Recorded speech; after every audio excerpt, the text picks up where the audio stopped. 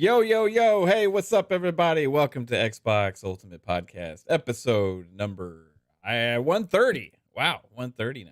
Nice. Going to be a little bit of an interesting show. We got some energy here that we're going to have to give out that I feel like is going to be a little fun. But I want to thank everybody here in the chat for being here, ready for the show to get started. You guys rock as always. And we're going to have a fun show today. There's lots of stuff to talk about. This is a big beta weekend. On Xbox, we got a couple of kind of big releases. One a little bit bigger than the other, I would say. But still some fun times to be had. Also, lots of other stuff happening in the world of Xbox with more ABK stuff. We're going to have some spicy talk about midgen refreshes that I'm sure Psycho's really excited to dive into. Oh, yeah. And besides that, I'm looking forward to this show. But I want to say thanks to this chat again for being here. Shout out to Talos Re, Tony Grasso, Polly Baba. What up? What up? Wilfrey Rosario, how are you doing? Nighturnal, how are you? Alvin, what up? Living Split Screen. That's Steel over there who's been streaming Exo Primal for hours. Exo Primal nonstop. Yeah, I've been like shout out to Blackcard also, but and Rob C. Let me finish this shout outs real quick. RSJ fan, what up? What up? You guys all rock again. Thank you. Matt's Hole, what's up with you too? How's it going? Mike Lowry, how are you? Yeah, so I was watching Steel stream Exo Primal while I was on the phone for 2 hours and 20 minutes or so with AT&T. So I couldn't hear Steel or anything playing the game, but it was nice watching that gameplay. So I had something to watch while I was on this horrible long phone call that put me in a bad mood, gave me a headache. So I just got off the phone and time for the show. But we have some panelists to get to here as well. Some amazing people that I love, part of the Fun Speculation Network family. Getting started with a man with an interesting energy in him right now. The one and only Pong Soul. What's up, Pong? How are you doing right now? It's been a fucking long day, and I sat at work and I watched people post Diablo 4 beta gameplay. And I listened to the Xbox 2, and I hear Jez playing it during the show, and he's posting while he's still doing the show, talking about how fucking amazing it is. I see, oh no, it's Alex, who had some doubts about Diablo 4, and he's a big Path of Exile guy, which I love Path of Exile as well. And we talked about this when we first started seeing Diablo 4, how it looked like they took a lot from Path of Exile. And then I see, oh no, it's Alex post on Twitter that he judges time when he's playing action RPGs by how little, or how he judges the game by how little he looks at his watch or pays attention to the time. And he said, I've answered my wife a few times now with, and I haven't looked at the clock once. I think they pulled it off, boys. So I sat there in torment at work, giving my energy to Lilith the whole time as I grew in anger. And then I got home thinking I actually got home with about an hour to spare. So I'm like, cool. I'll at least get logged in. Nope. I had to deal with some shit, of course. Getting home, I had to deal with it. So I had to deal with all that. And then I finally sit down. I'm like, all right, let's get in. Yep. And I wind up in the queue that everybody's been talking about.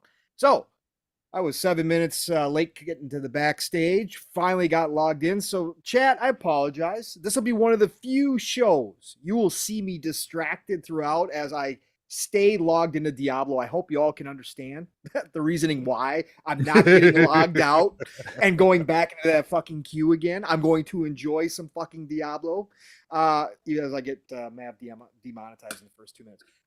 So that's where I'm going to be at tonight, but I will be here. And I appreciate you all showing up. And of course, brothers, it's great to be here with all of you as well. It is Big Beta weekend. We had an awesome, amazing time with Exo Primal. Really, really good first impressions last night playing with everybody. And I'm hoping that Diablo now, according to everybody that's been playing it, it should. But I'm hoping Diablo is going to carry that forward. And it's going to be a Big Beta weekend. So let's go. Let's go, man. Yeah. I'm excited. We did have fun with Exo Primal last night. And I went ahead and pre-ordered Diablo as well to get access to the beta. Then I had a very embarrassing DM because I couldn't figure out how to get access to it after I pre-ordered the game. And you know, we gave shit for 3-bit last night because we were all like logged in, ready to go on Exo Primal, and 3-bit was like, I can't find the beta. We're like, just search for it. And he's like, it's not there. And we're like, yeah, it is. And then he eventually found it. Well, like I said, I couldn't find how to get access. I thought I was going to get an email with a code, or Xbox going to send me a message with a redeem code or something. You That know, was living like 10 years ago. yeah. So they still do that sometimes, I think. But so you know, I was like, where's my code? You know, I can't find it in the store. So I put in the DM like, hey, how do I get access to the beta? And 3-bit, who I gave shit to yesterday, was like, just search the store. And I was like, oh, he was like, you making fun of me last night and you can't find the thing today? And I'm like, no, man, 3-bit, it's not like yours yesterday where you can just search for the store and find it. I was like, I think they didn't send me my code. Well, it turned out then Pong comes with his proof DM and somebody else too. Like, I can't remember who all just immediately shot me down, showing me the game in the store. Right. Yeah. So I apologized 3-bit. I gave you shit yesterday, and I was the moron today. I deserve the shit for not finding the beta, which I did search the storefront. I went down to 10 different Diablos and eventually found it. So it's installing right now, I believe. Yeah. 76 gigs. Yeah, big. How long is the queue right now? The queue for me was 28 minutes, I think. Something like Do they give you like a flashing light like when you go to Applebee's and like No, but it shows you the minutes, and the minutes seem to be pretty accurate at this time. So it was pretty, that part was okay. But real quick, I'm not going to take up the whole show here, but I forgot to give my proper energy to Blizzard. Blizzard, you freaking idiots. You guys are one of the richest devs in the goddamn world. It's 2023. You guys have some of the biggest games in history. This happens to you every single freaking time. Every time. Do you think you guys could maybe plan that you might have a few people who want to show up, especially when you go out and advertise at KFC for $2 sandwiches and you're going to give everybody beta codes? Yeah. Prep. Come on. Spend that money elsewhere. But I got to say, the opening cinematic. Is it glorious? I want to cry. Yeah. It's unbelievable. They're doing their damn thing. So, yeah. But Blizzard, get it together. Please, please. Please. Okay.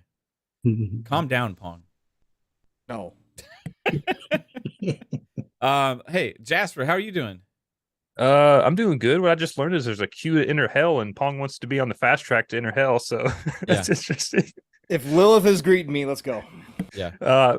But I'm doing all right. I put out a Starfield video today. Check that out if you're interested in that. I kind of broke down the stars and kind of try to line it up the best I can with our stars. So check that out if you're interested in that kind of stuff. Other than that, haven't really been doing much today. Took a little nap. That's about it. Yeah. Nice. Well, that sounds like a nice life. I haven't been doing anything today. Took a nice nap. Man, fuck. Can we trade places, Jasper? I mean, holy shit. That's awesome. Fuzzy, how are you? Not too bad. Also took a nap today as well, but oh god damn it. You're retired. You have an excuse. Jasper's like Jasper's like 5 years old. Yeah. Jesus. Well, you still got to put your kids to give them a little nap. So Jasper's mapping the stars and then taking naps. That's what he's doing with his time. No, but other than that, looking forward to Forza Horizon 5's DLC later this month. So hop back into that. Collected some cars, took some pictures, went back to Gran Turismo, drove around a bit, took some pictures and saved some video, and man, just can't wait for Forza news for Motorsport 7. I'll probably download the Exoprimal beta later on this weekend. Diablo, since I didn't do the pre-order, I'll probably wait until the open weekend, but man, if it's this busy on the pre-order, and I can only imagine what the open weekend is going to be like. But man, glad to be here with you guys. So much gaming news going on the Twitter streets, and yeah, let's talk about it. Yeah, right on, man. When's Rally hitting? RSJ fan in the ass. The 28th. Oh, 28th. So we still got like 11 days to wait for that. So. Right? Yeah, just under 2 weeks. So sweet. But there are a few cars you may want to pick up in the seasonal stuff now. There's like a kind of like a ATV, and then there's one of the electro off-road vehicles, one of the Evo vehicles that they have. But last week was the Honda Ridgeline racing truck. So there's a few cars that definitely will help out for the DLC, but they're going to have a whole new set of cars for that too. So Right on. we'll see how it goes. Nice, dude. Well, hey, Psycho, how are you, bro? I am doing fantastic. I got into the Diablo 4 beta. Only played for an hour, and then it seemed like I had it timed out, and then I went and I only waited for like 2 minutes. This was earlier in the day, and then after it crashed, then there was like a 90-minute wait. So I said, "Fuck it," and I started playing Anno 1800. By the way, I'm fucking hooked. God Yeah? damn Isn't it. it beautiful? Isn't it Dude. freaking beautiful? It is like the Is it best of 30 both worlds. frames? I heard some people saying it's 30 and not 60. Is there It's 30. You can't tell. It's Yeah. 30 though. But They it- but did it's so- confirm it on their live stream. a Yeah. game like that though? Like when you're just like looking like kind of top down and like No, I don't know how much You it's can't gonna tell edit. at all. You Right. You can't tell don't at all. need Yeah. games like that. You don't need really. If they can get that game to work on console, like there's no Period. excuse Yeah. for RTS because that's like one of the most like demanding CPU games like out there. Yeah, that's RTS wise. Good point, Jasper. That's a very good point. Well, it's awesome, man. And hey, we already got a nice, very generous, amazing $10 super chat from the one and only Alvin. Thanks, Alvin. He says 800K Twitch viewers peak, I think, for Diablo 4 beta. Holy shit. Crazy. Really? Crazy, dude. Still at work for 2 hours. Can't wait. Rest in peace to Lance Reddick, a.k.a. my commander Zavala, for 10 years in Destiny. Too young. Yeah, that was a tough loss because he's kind of crossed over to gaming, as well as a lot of shows that a lot of us liked as well. So, a very good actor, and it was sad news today to see that he passed. But rest in peace, Lance Reddick. And well, it's we're gonna have some fun on this show though. I appreciate that, Alvin. But we're gonna get into all those things that I kind of already talked about. But before we do that. We do have a sponsor to get to as well. Thanks to our sponsor, manscaped.com. And guess what? It is St. Patrick's Day, everybody, as well. So happy St. Patrick's Day to you. And if I think I got a little bit of green on my shirt, so ain't nobody pinching me. Pong's repping the green. I see Jasper's got Xbox on his hat. I don't know what Psycho and Fuzzy's rocking right now, but we're all good here. I got a green shirt on, by the way. Yeah, do you? But again, thanks to the sponsor, manscaped.com. And in the honor of St. Patrick's Day, we're going to be reading this with an Irish accent. I'm going to try. Spring has sprung, and our friends at Manscaped have the best tools for some spring cleaning. They've already helped you tidy up all the nooks and crannies of your body's basement. But this year, Manscaped can help you get the perfect presentation on that beautiful face with a new Beard Hedger Pro Kit. Make sure you look your best this spring by using code FUNSPECULATION to get 20% off plus free shipping at manscaped.com. Again, that's 20% off plus free shipping at manscaped.com. And if you want, you can also use the Beard Hedger Pro. Well, don't use the Beard Hedger Pro Kit for this. Use the Lawnmower 4.0 if you want to make a nice 4-leaf clover in your nethers. That way you can always be lucky. Always get lucky. Lawnmower 4.0. Manscaped.com. Fun speculation. Thank you. I apologize to any Irish fellow men out there that I may have offended with this. No, nobody would mistake you for an Irish. But everybody needs to trim. Is that bad, guys? Yeah. It's pretty bad. Okay. Oh my god. It's horrible. Nah. No, I thought it was pretty good. I'm unsubing. Fuzzy, Balance stop says. being nice. Stop being nice, Fuzzy. Tony Grasso says, I refuse to wear green ever. Sky L says that was masterful. I felt like it was pretty strong. Like I'm from Texas. I am from Texas. Is that like an Irish Texas guy? Maybe it is. I don't know. Well, RSJ said she thought it was pretty good. Guys, I think you're being a little critical here. Pong's just in a bad mood because of Diablo right now. Screw you guys. All right. So Jeremy Brown says heard worst. All right. Anyway, thanks to manscaped.com.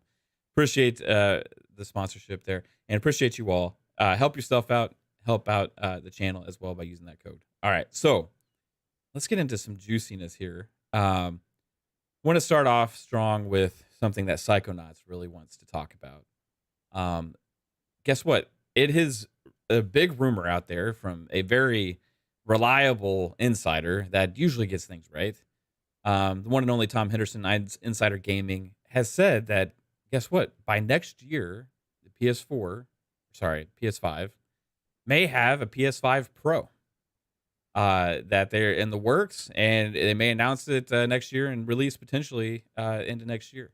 So with this being said, there's been a lot of speculation in the past about could there be mid-gen refreshes this generation. A lot of people say they're not needed or whatever, and that. But I'm curious. We talked about this last night on PM of the PM, Pong, with Xbox wanting to stay ahead on that power narrative. PS5 Pro comes out. Is that more likely that there will be an Xbox Series X Pro or Xbox Series Y or Z or something like that to stay ahead of the power game? Because they have seemed committed before that they want to be the most powerful console out there, right? So I'm curious about this. Now, I know, Psycho, you have definitely a take that is very popular. It's not necessarily mine. I'll save myself for last here because I think I might be the outlier with the group. I'm not sure. But how would you feel, Psycho, if Xbox released a mid-gen refresh in either late 2024 or 2025? Well, see, that's the thing, that I'm on the boat where they really don't need to have a mid-gen refresh at the moment. When these third-party developers don't even utilize the hardware that we have right now with the tools. I mean, if you look at first party, you see games like Forza Motorsports. Now, we haven't seen it live yet, but they're saying it's 4K 60 with ray tracing on track in games. And that is what we have with the current hardware. Now, I get why the PS5 would do a mid-gen refresh, because it's missing a lot of the tool sets from a full RDNA 2 tool suite. It's underpowered because it's variable clocks with the CPU, GPU, as Xbox is not, I guess, static. There's no variable. So for Xbox right now, they don't need to have a mid-gen refresh. Now, for the Series X, now what would be beneficial would be like a Series S, like upgraded version, where, because really with the mid-gen refresh, when we got from the One X or from the VCR Xbox to the One X, they tweaked the hertz on the CPU to get more performance out of that, and they added more RAM. So that console could do the 4K 30 or dynamic 4K that was really the power narrative what Xbox has always been. It was great to see. So with this time around, I mean, that's really like how much of that CPU performance boost are we really going to get from these consoles right now? And that memory bump, like it could get it, and we could see benefits from it, but is it needed from our point of view as gamers, that when these developers are not even harnessing the power of these consoles, it's almost money thrown away, like from Xbox side. So like for the Series S, if it got a little bit of a memory bump, that would help out. But then what are you going to do about, then you're going to have 3 SKUs, and that's the thing. And if Xbox did a mid-gen, then you have 4 SKUs, because you can't not still developed for those hardware. So you're gonna have 4 SKUs with Xbox if you're gonna do both consoles. As that's why with the rumors with the PlayStation that they're getting rid of their 2 SKUs and going with the all digital PS5. Well, they don't have to And change development on the 2 SKUs they have now. It's the same thing. exactly. And then whatever they have to do with because the detachable disk drive would not work on the all digital currently. So you couldn't use, keep that console and use the new disk drive. You have to get the new console.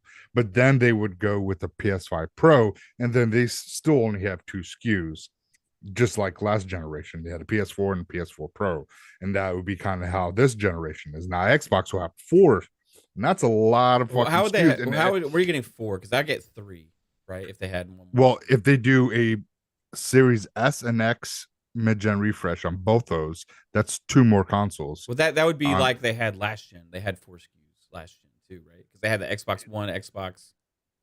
They're the original Xbox, but they stopped 3 SKUs, I guess, last year. developing for that console. About I think towards the end of the generation. But What are you talking about? Like Halo Infinite and shit still works on that. They still made games for it. Like anything that comes out on the One still has to work for the VCR model. Oh, they are they still being doing that for the VCR? Yeah, Xbox? like I think They didn't. Forza Horizon 5 even works on the VCR, right? Yeah, it's Okay. just that the new DLC So- won't work on any of the previous gen. But I just remember the beginning of this whole generation, people were up in arms about how confusing having 2 SKUs are. Now you're going to add these 2, and it's just right now for me, like if they did a Series S right now, let's say by 2024, and then possibly in like 2025, 2026, if they want to do a Series X. But again, what improvement are they going to do really besides tweaking the CPU clock, going up in hertz, and adding a little bit of extra memory? It's not too much. You're not going to see a huge graphical boost. You might get games that will hit 60 often, but again, that comes down still to development from these third-party studios. So if they're not going to take the time to do it for the consoles we have now, even getting a mid-gen refresh, I mean, what are they going to? Are they going to even bother with adding 2 more SKUs? So, my problem with it was the way people were talking is they wanted some people were talking, not everyone. Some people were talking that they wanted a new console like every year. That was my problem with it. I don't mind a mid-gen refresh every like 4 or 5 years, like because that's pretty much normal. But my problem with it every year is if you do it every year, it's going to become like the phone market where your devices crazy. Yeah, every year it's going to become like the phone market where prices go to like $1,000 per machine, and that's just going to be ridiculous. Like the price of stuff is just going to go way up if you start putting shit out every year. That's the only problem I have with that.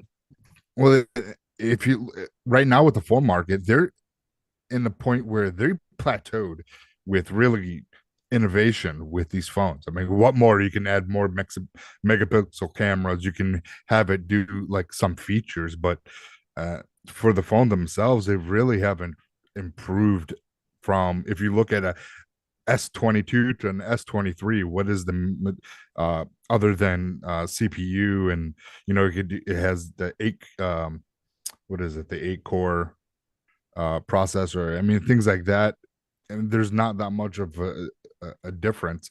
And doing a console every year, that's silly as that. Yeah, and I mean, I don't think anybody's thinking they're going to do that. You know what I mean? Well, like I know, at all. I know Jez said he wanted give me a console every year. I mean, I think he was being silly about it, but I don't want to see it. Now, if they did like a buy-in program, you can trade in your existing console for any person. You don't have to be in the all access program, but you can trade in your console to upgrade. Then that could be different. Then we could talk about something. We could get some money back. Can do if you're in the all access. Well, you can also just trade in your console at like a GameStop, or you can sell it also, right? Yeah. Like I've sold in the last like 2 years, I've sold like 6 Xboxes, right? I have 0 problems. You know what I mean? I get way more than I would like selling it like on eBay. You know, like it's just like super easy to post. I know, understand not everybody lives in areas where that might be more reasonable, but you know, like the one thing I don't understand with it, like, it's if this comes out next year, it'll be 4 years since the PlayStation 5's come out. Like, if this is like an 8-year cycle system, or even a 7, like, yeah, we're like right there and halfway through. So it's like that's we're talking 2020 to 2024, right? Yeah, and then Xbox may be 24, 25 at that. So like, is that a problem? Like, I don't know. Like, we'll get to that. Like, I want to get Fuzzy's take real quick as well, because I have no idea how Fuzzy feels about this, and I think part of the perspective is people are seeing it as today. Yeah. Right. But like, oh, midgen refresh, I don't need one right now. You know what I mean? But like, for Xbox, the rumor isn't Xbox right now. The rumor is PS5, and even if it happened 2024 or 2025, that's still 4 to 5 years into the generation. So what say you, Fuzz? I guess it kind of depends on what the enhancements are, or what the upgrade really winds up being. If it's going to be more memory, is it going to be a better, APU with higher reference GPU kind of setup? I don't know. Like, I would be interested to see how it changes games. Like, part of me is leaning towards they haven't optimized the stuff yet, but that usually doesn't come until the end of the generation. So are we always going to be waiting for them to kind of squeeze every last bit of juice out of these consoles? I'm for mid-gen refreshes, but they need to be like in a 3 to 4 year window, like nothing sooner than that. Like the every year thing, that's ridiculous, at least in my eyes. Yeah, and that hasn't happened. I saw that we're 2.5 years into the generation. That hasn't happened, so that's not even really for me part of the conversation. Like, I'm not even in the every 2 years. I used to do every 2 years on phones. I think the Pixel I have now is like 4 years old. So it's like they're not really improving anything. So with a mid-gen refresh console, the only things I can really see them really doing is, okay, the PS5 now will have full RDNA2 in their Pro, but then why would you go and do that? Wouldn't it make more sense to go RDNA3? But then that's not even, I don't even think that's a full set yet with AMD. And the memory seems to make more sense, but then is it going to create a problem down the road where certain games will run great on the Pro and not so much on, the base PS5 or something like that? So it's like, do we dare to go to 24 or 32, gigabytes of memory? It'd be nice, but yeah, I don't know if that's going to create a divide in games and what it will be, 2 years from now. So I'd be for it. Keep the price around about the same, like what they did last gen. So the new, Pro or Plus models, or whatever you want to call them, make them the same 500 or 550 range. Don't think that you're going to get 600 or 700 out of us. That would be the first step. Second step is make sure that whatever bells and whistles they talk about are actually going to be pushed, and not just by, first party studios. Like, there would have to be something that's almost like do it yourself easy level for the devs to get, well, I can't say guarantee, but to make sure that, if we're going to now have the new standard is 4K 60 with ray tracing across the board, then that needs to be something that in the dev kit tools is easy for even a indie studio to be able to obtain without it delaying the build process of these games and stuff. But I don't know. I'm just like, I don't know if people are just like misunderstanding. Like, if it's a PS5 Pro, it's still a PlayStation 5. It's just the same thing as it's just a better one. Like, it's the same thing as getting a 4090 versus a 3080. Like, you just get a better card that can run stuff faster. It's not like a whole new device that's going to lock you out of the previous ecosystem. I think part of the mentality is people are so used to the way it used to be, right? Like, where it's like, hey, we have these generations, and last generation was the first time we really got this mid-gen upgrade thing. Yeah. Right. And we'll talk. Yeah. But what say you, Pong? You're quiet, and we talked about this last night. I know back when we originally had this conversation, like years ago, right? A couple years ago, I was saying that I thought it would be likely. Everybody was saying, no, you don't need it. Everybody's saying you don't need it this gen or whatever, right? Because of the amount of power. But it seems like yesterday you were kind of like in the middle. I am. I'm watching the magnificence of Blizzard. It's incredible. Yeah. It's just unbelievable. Yeah, no, I am, like I said, I'm overall against it, right? The idea behind it, because I am an old school gamer. So therefore I came up when we had generations. However, what I said last night is because I understand the basics. Again, I'm not a tech guy, but I understand the basics. Obviously, being around it this much and having so many incredible people here and elsewhere in the community that know the tech stuff and getting to know more about it, that now that the architecture is closer to PC, it makes more sense that they would eventually go to this route. My point last night was, are we seeing the end of actual generations, right, with consoles? Is it more just, are we moving towards that model? I'm not saying per se the cell phone model every year or 2 years even, or something like that. But now are we just in this normalcy of that the console makers are all just going to update their systems every 3 to 5 years, whatever it winds up being? And I guess I'm okay with that at this point because of what I understand and what's happening. However, as I said last night, I want the console makers to be transparent. If we are going to this model and this is going to be the way forward, that's fine. But let everybody know up front that when they're buying their console day one, that, hey, 3 to 5 years from now, you're probably going to be looking at a new one if you guys want to think about that stuff. I just want to hear that. And like I said last night, I would like to see official trade-in programs from the console makers at that point as well that give you fair value like we see with phone companies for your system that you did buy at full price, because we can't rely on, we don't know how much longer GameStop's even going to be around. Sure, you can sell it online, but not everybody likes to do that. I mean, again, there's a lot of different things. I would like the console makers, if we're going to do this, to give us fair value in return for them, because we know damn well they can refurbish these things and turn around and sell them for almost full price, whatever it might be at that point. So that's where I'm at with it. I'm cool with it. I understand it. Would I go get one at this point? I mean, again, as a budget gamer, I'd have to really highly consider it.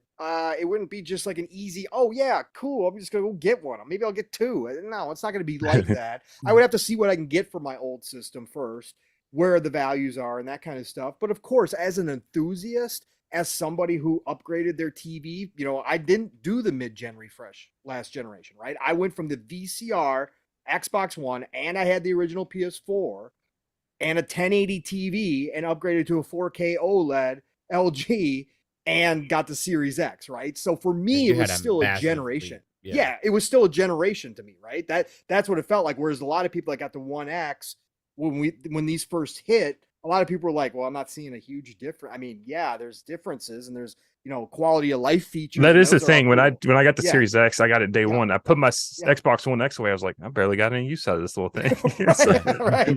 So for me, it's a little bit different view, but I guess I'm okay with it now if they're going to do this. And I guess, like I said last night, if PlayStation is doing this, and I heard Rand and Jez kind of go back and forth on this, and we talked about this last night, Matt, it's a complex issue. There's so many different facets to this.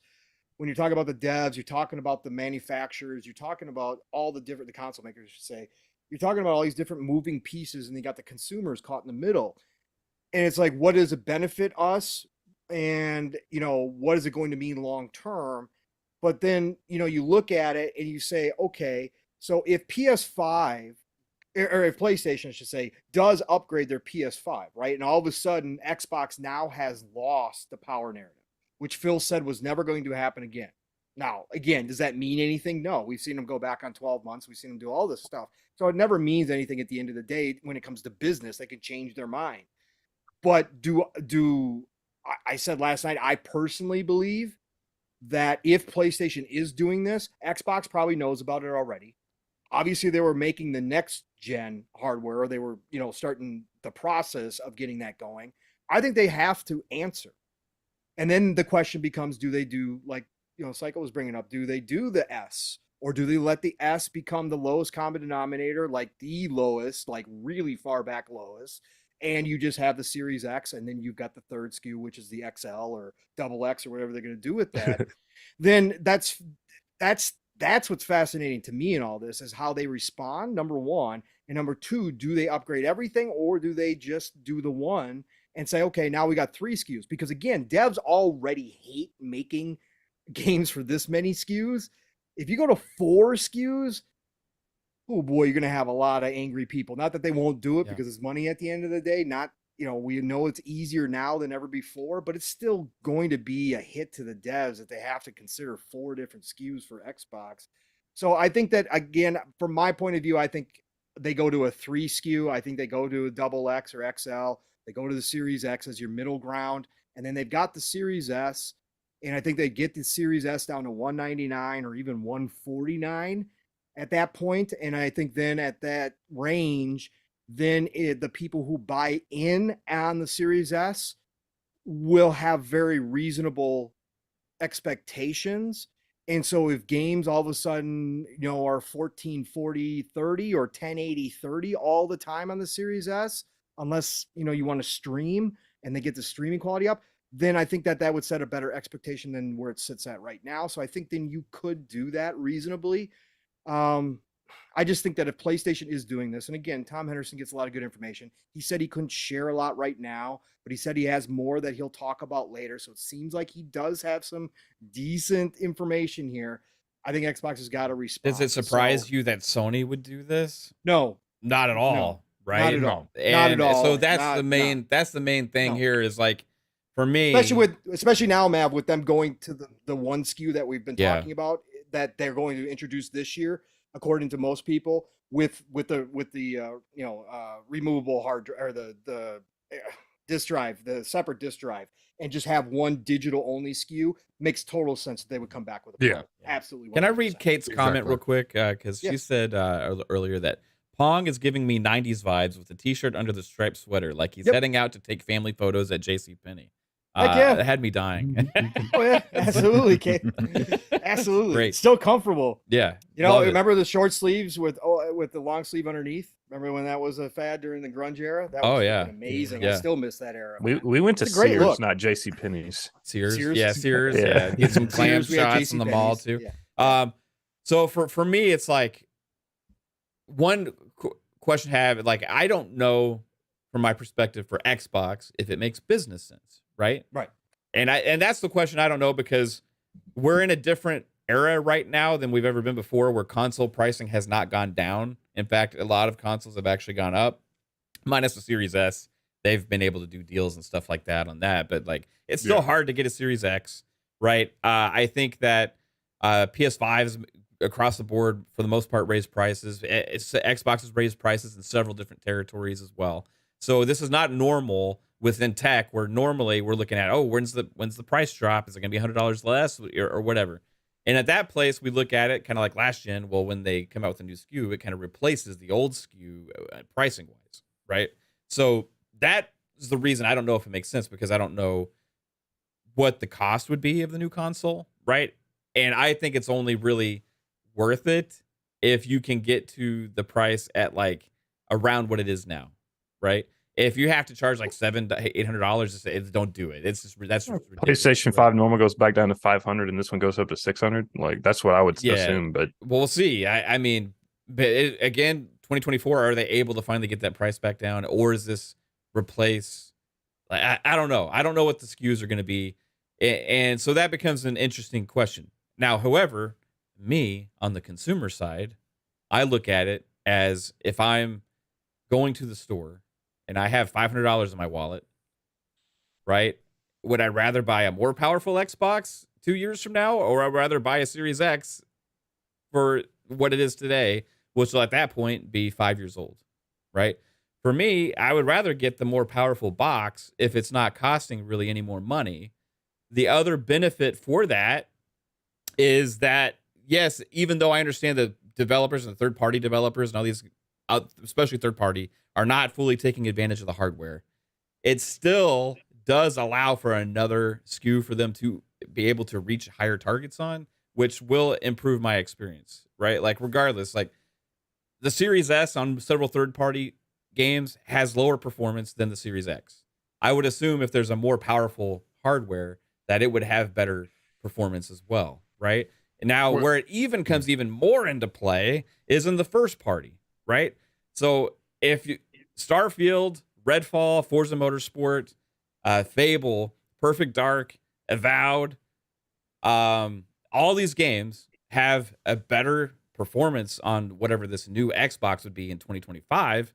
For me, that's worth my money as a consumer when I can sell my Xbox I have now and maybe pay a couple $100 or whatever for that upgrade, because that's my choice. This is the other thing is like, this is not a requirement, right? They're not saying, hey, everybody, you have to, like, this is it. Like, you're having to pay more money for this thing. Unless they replace the SKU, and at that point, they're replacing the SKU, and it's the same price anyway, right? So for me, it's like, I want the best no matter what, and there will be performance gains that I will get out of it. And for me, that's worth it. And like point blank, like if you start Psycho, like if you were to buy an Xbox 2 years from now, right? And you had an option between buying a $500 console that ran Starfield at 1440 60, or you had an option of buying a $500 console that played Starfield at 4K 60 with ray tracing, because one of the benefits with the newer hardware is because they'll be more on like the next levels of some of those features as well, right? With these graphics cards, they're not on the earlier iterations, right? As far as I understand it, it makes it easier for the devs to be able to do some of these other features and stuff. Right? You also have a better chip to run ray tracing. Right. Better, if you're like 2 years from now, would you rather play Starfield 1440 60 for $500 if you're buying an Xbox, or would you rather play Starfield at 4K 60 with ray tracing if you're spending $500 on an Xbox? Well, the thing is if this new gen mid-gen refresh comes up, the difference that they will have for it, you will see a very just marginal difference. We don't know that for sure. I mean, I would say you would actually probably see more, because we're on like pretty much it's Gen 2023 now. We don't know what they would have in 2025. You're talking about a 5-year difference between hardware, right? A 5-year difference between 2020 to 2025. Also, like we're seeing now that AMD is starting to implement 3D V-cache on a lot more stuff. So like in 2 more years, like that could be like their base standard with 3D V-cache. So your CPU could have like almost double the performance at no additional like cost, really. I mean, there's the other thing, so much for the Xbox new technology coming out. The mindshare perspective of like me as PS5 being able to market that they have the most powerful console again would be detrimental to Xbox, right? So like there's a lot of factors in this that I think that would make them do that. And for me as a consumer, I want it. Like, it's not about need. Like Xbox doesn't need to do it, right? And I don't think we need those consoles, right? But for me, I want it, and I would pay for it. You know what I mean? Because it's valuable enough for me to invest in, because I care that much more about my performance in my games. Yeah, and that's where the problem lies. Is that your dollar amount that you want to stay at the same price versus the upgrade that you want to get to see that type of difference is going to be, again, marginal. Now, if you look at the Xbox One generation, you're looking at the VCR Xbox that came out in 2013. By the time, 2017, so 4 years later, they came out with the One X. That at that point, it went from a 1.3 teraflop console to a 6 teraflop console. That huge difference. And now, then in 4 years, so we went from 6 teraflops consoles, to what, like 12? So we doubled again. But at that time point, if you look at price point at that point, that console was, I think, around $300, and the series and the One X was $500. So this console, with the way the inflation is, if it's, let's say everything stays, nothing changes, I don't see them seeing Yeah. a $500. Oh, that's and that's they're why I not said gonna I take that hit. don't. That's why I said I don't know if it makes But- sense business wise because but- the economy, the inflation, and all that kind of stuff. But I'm saying if it was in that world where they are able to, And what would you rather buy? well, I know what I'd rather buy, but also you have to take you got to look that a lot of the games that they got these 1x performance boosts are games that have already been out and had time to rework on this new hardware. And again, it comes down to developers utilizing the tools. Do you think So if they're not, Do you think the first party will utilize it? the first party will fucking knock it out of the park. We're Yeah. looking at Forza That's- Motorsports. even if that right that's now. worth it for me because what did they do when the 1X came out? We got free updates on a lot of games Oh yeah, to take advantage. and that's what if we'll there's see. another SKU, guess what? We will probably have free updates on a lot of our games to take advantage of that new hardware. And for Yeah. me, that's also a benefit. Like Forza Horizon 5 will play better. Halo Infinite Yeah. will look better.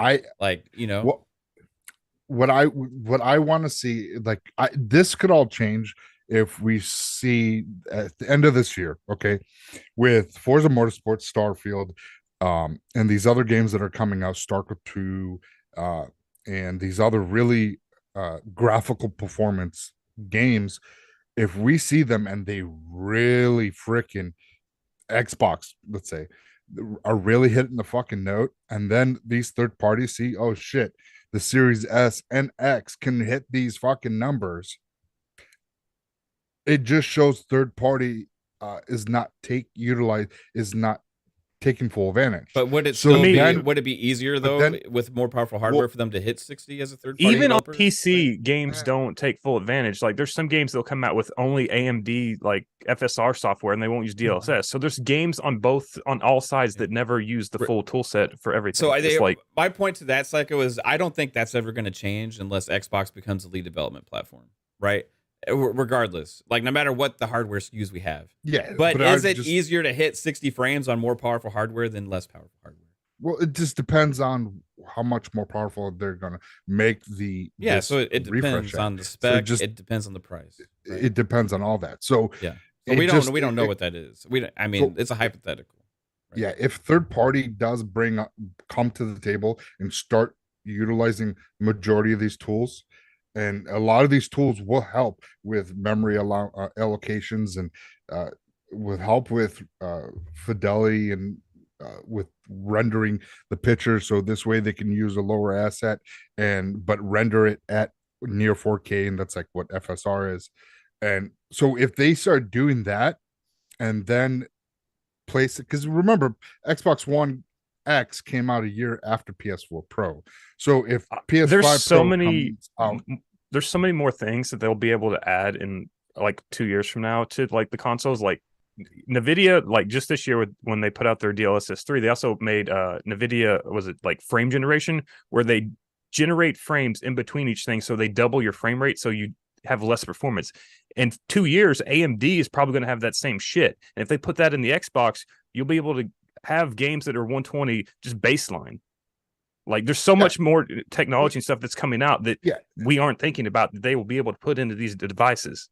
and that's very true. So we have, again, it's going to be one of those things that what are they going to do? I guarantee, like again, PS4 Pro came out a year before the One X. So if Xbox is going to keep that power narrative back, they'll wait to see what the PS5 Pro is, and then if they want to keep that narrative, then they'll come out with a mid-gen refresh, regardless of what we think, because they want to keep that narrative. Because right now, they're just, they're going to have the games, but they're just not hitting that shred like they did in the beginning of the generation. So I just think that they will eventually will come out with a powerful console, and it just depends on what they're going to use. They're going to use a smaller die, so they can help with the stupid fucking shortage that they have with these consoles.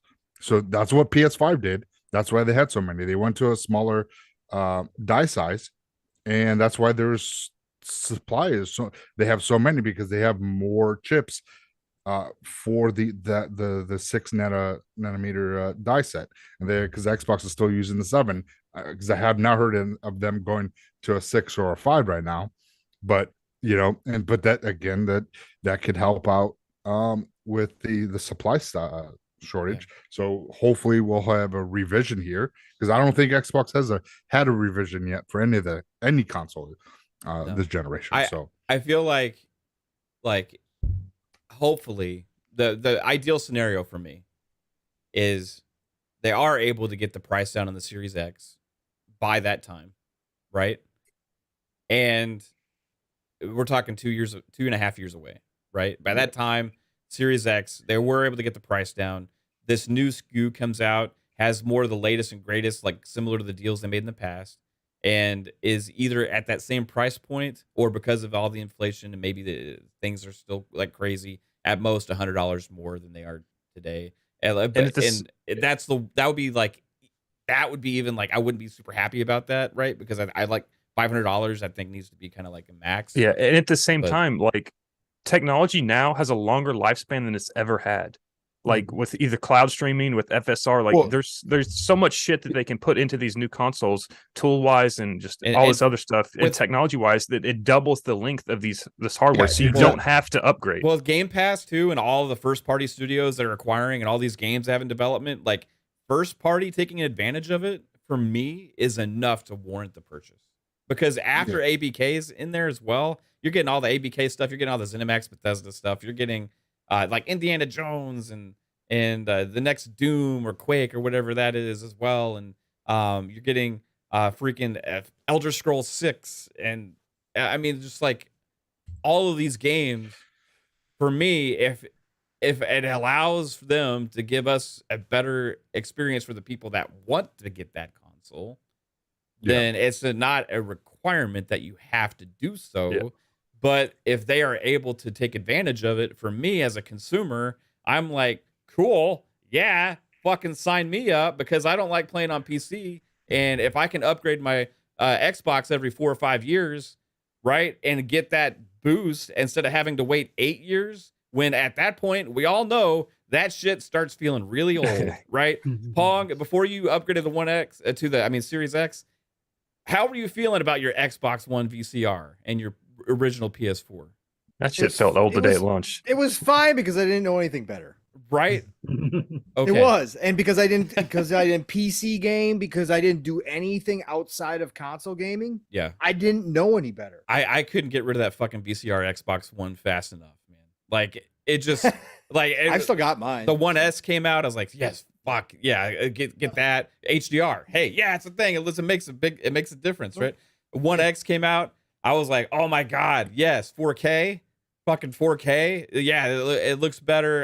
We got a lot more 4K TV. I didn't have a 4K TV. We got more games with 60 frames on the One X as well, right? Yeah. We got free updates, and now with the generation we're in now, it's an expectation like of backwards compatibility, and we talked about this a lot in the past. It's not just about backwards compatibility for Xbox now; it's also about forward compatibility, right? The games that you buy today should be improved and getting better with the future hardware that you're purchasing, right?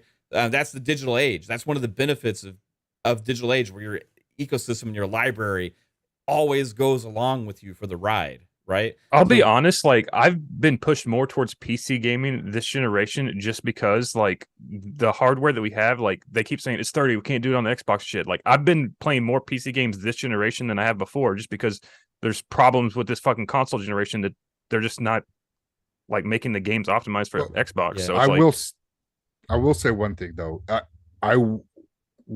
If Xbox and PlayStation start doing these mid-gen refreshes, as Pong said, and we're extending these generations past because before there were 5 years, now we're going 7, 10, 11. Well, I think the Xbox 360 was 11 years, correct?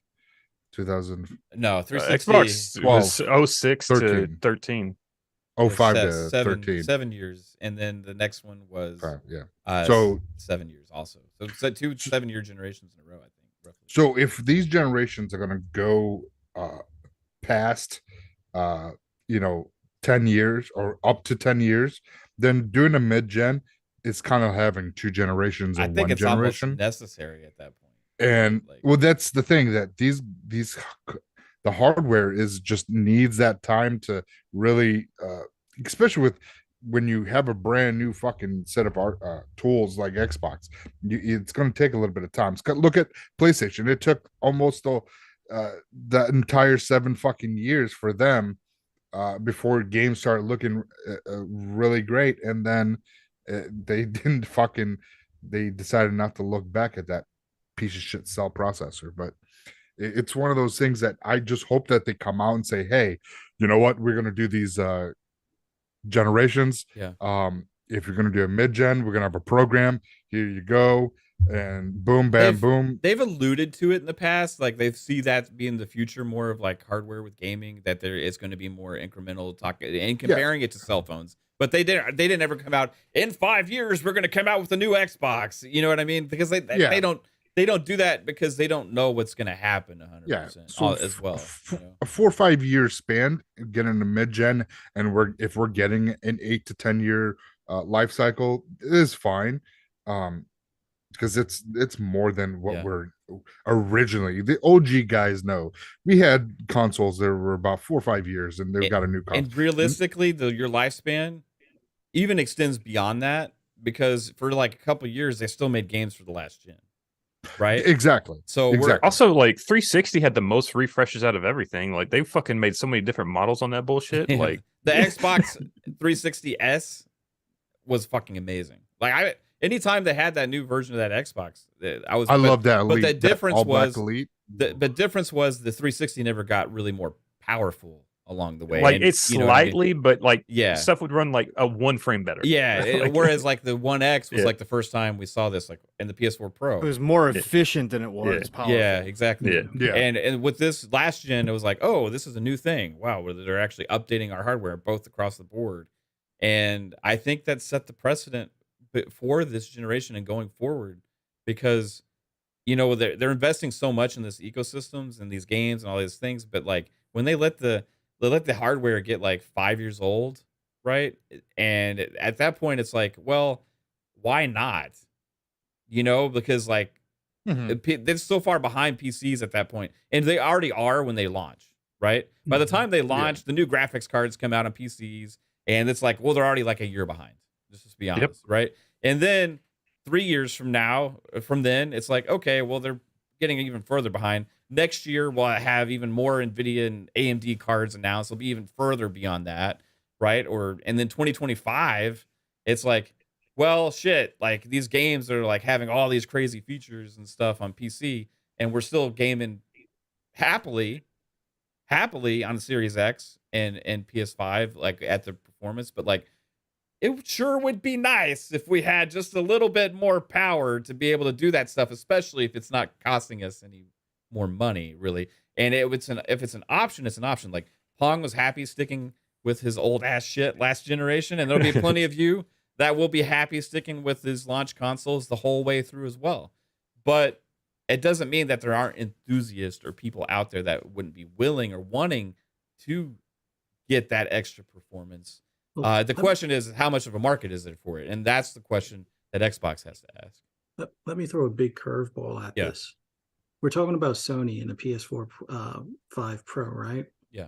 What is Sony famous for with their pricing right now? Oh, jack it up. So there'll be the PS5 director's cut.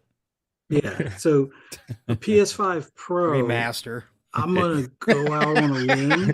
It has haptics in the PlayStation, so it shakes your room when you're in the game. You can't use your DualSense controller on the PS5 Pro.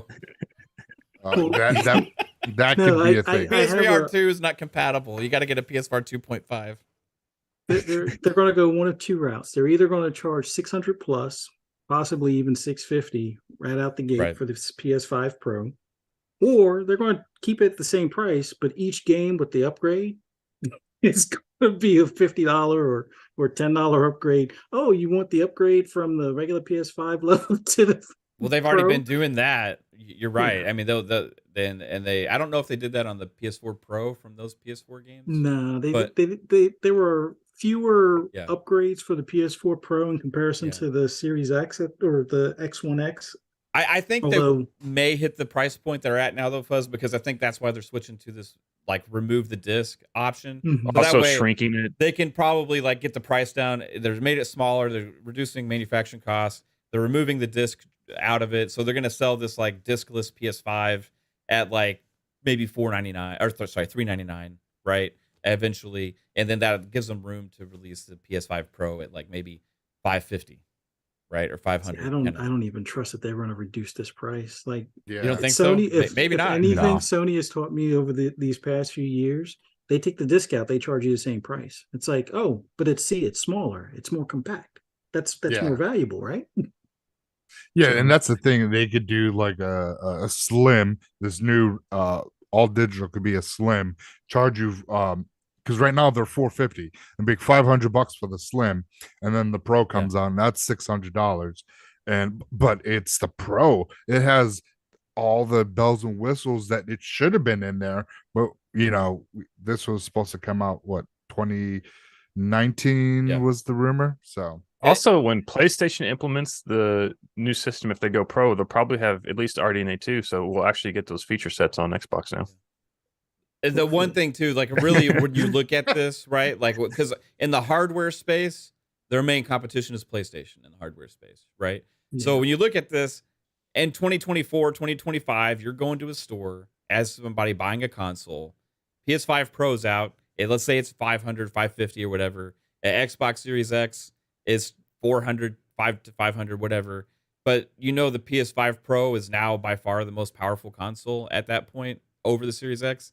The enthusiast gamers more likely to buy the more powerful console for that price, right? I think Yeah. for the most part, and if Xbox can stay on top of that, saying that they have the most powerful hardware, that's a selling point. And I that's one of the main reasons I feel like they would do it, is so that, because Phil said it's important. He always leads with that, like as a thing that is important to Xbox now, is to have the most powerful, best hardware out there. And if a PS5 Pro happens, that will no longer be the case, right? And that's just a matter of fact, because 5-year-old hardware or 4-year-old hardware will not be better than brand new hardware, power wise, right? It's just going to be the case, So the efficiency and a lot of things with the new hardware is better. I just me personally, come on, devs, fucking utilize these goddamn boxes. Well, that's a different argument. They need to do better with optimization across the board, right? Like, yeah, I agree with you. They're not utilizing the consoles properly, period. And I don't think that's going to change, because that's not a necessarily problem that Xbox has. It's a problem Xbox has, but not because of Xbox, right? It's because of the priorities that the devs are putting on development, because PlayStation is more popular, right? Yeah. So in that case, it's still not going to change, right? That's still not going to change. And if having a more powerful option eases that for me, still, it makes it easier on the devs to be lazy or whatever that it is they want to do to optimize for Xbox and get better performance, that's still a win for me, because they will have better performance on a better hardware than 4-year-old hardware. I don't think it's lazy. I think it just comes down to time. It's priorities. And budget. Time and budget. If the publishing says, hey, you know what, we don't have the time to put X, Y, and Z tool utilized for the Xbox. Is it running good? Yeah, ship it out. Maybe we'll come back to it and do a patch down the road to utilize something, if they do. And that's the problem. And that's what we're seeing. And that's where the frustration comes out for you see it. And with these digital foundry side by side comparisons, it's like, how is this? And we all know it. And it's just it's frustrating. And that's why I think after Forza, after this year, we'll see a change, because the effect of what Starfield's going to do and Call of Duty going to swing Xbox back to being it's going to be, I think we're going to get back to the 360 era, where both these consoles are going to be both are going to be sought after. It's not going to be one-sided like last generation. It's going to be either call Xbox or PlayStation. You pick, because you can be able to play Call of Duty. It's just who has the better exclusives. Ooh, I can't wait till Xbox gets to take advantage of the Xbox Series X2 on Call of Duty, and you know what I mean. Oh, it'd be amazing. But it'll be interesting. Hey, this exchange has just had me fucking dying. Masshole 1977 says Pong hasn't moved in about 10 minutes. Jasper says he is playing Diablo. Tony says Pong doesn't have to move. Everything else moves around him. What are you, Chuck Norris? I mean, that's amazing. Everybody's saying parody, Mav, parody. I get it. Then Harry Ballsack said Pong looked like he's paying bills. Paying bills. If paying bills online was this good, I'd be doing it all day, every day. Again, let me just say real quick. Yeah. Let me just say real quick. If they don't screw up the end game of Diablo, if they don't mess this up, this will be the #1 selling game of the year. Oh, period, fuck yeah. point blank already. Yeah. This is ridiculous. More Starfield? Yeah. Oh, yeah. Well, it will be because Starfield's gonna be in Game Pass. Yeah, because it's in Game Pass, and plus it's multiplayer, right? It's gonna be on PlayStation. Well, this will be in Game Pass. Eventually. Yes. Eventually, yes, it will. But no, this is absolutely stunning. This is everything that we wanted. Is it like for and more? Diablo, even more than Hogwarts? Yes. Is it like Diablo 2 vibes, but Diablo like new advanced? But, super advanced, but they took a ton from Path of Exile, but just graphically, it's stupid. The animations are so freaking amazing. Like everything about this game right now is just this could be up for Game of the Year. We could add this to the list. I'll after just a few minutes into beta. Strong words for Pong. I can't Mav's wait. Mav's gonna die by a boar and be like, "This game fucking sucks." No, he's gonna run up and try to punch a bear. I will. I died. I will be playing on stream later tonight. If I can get in with the queue.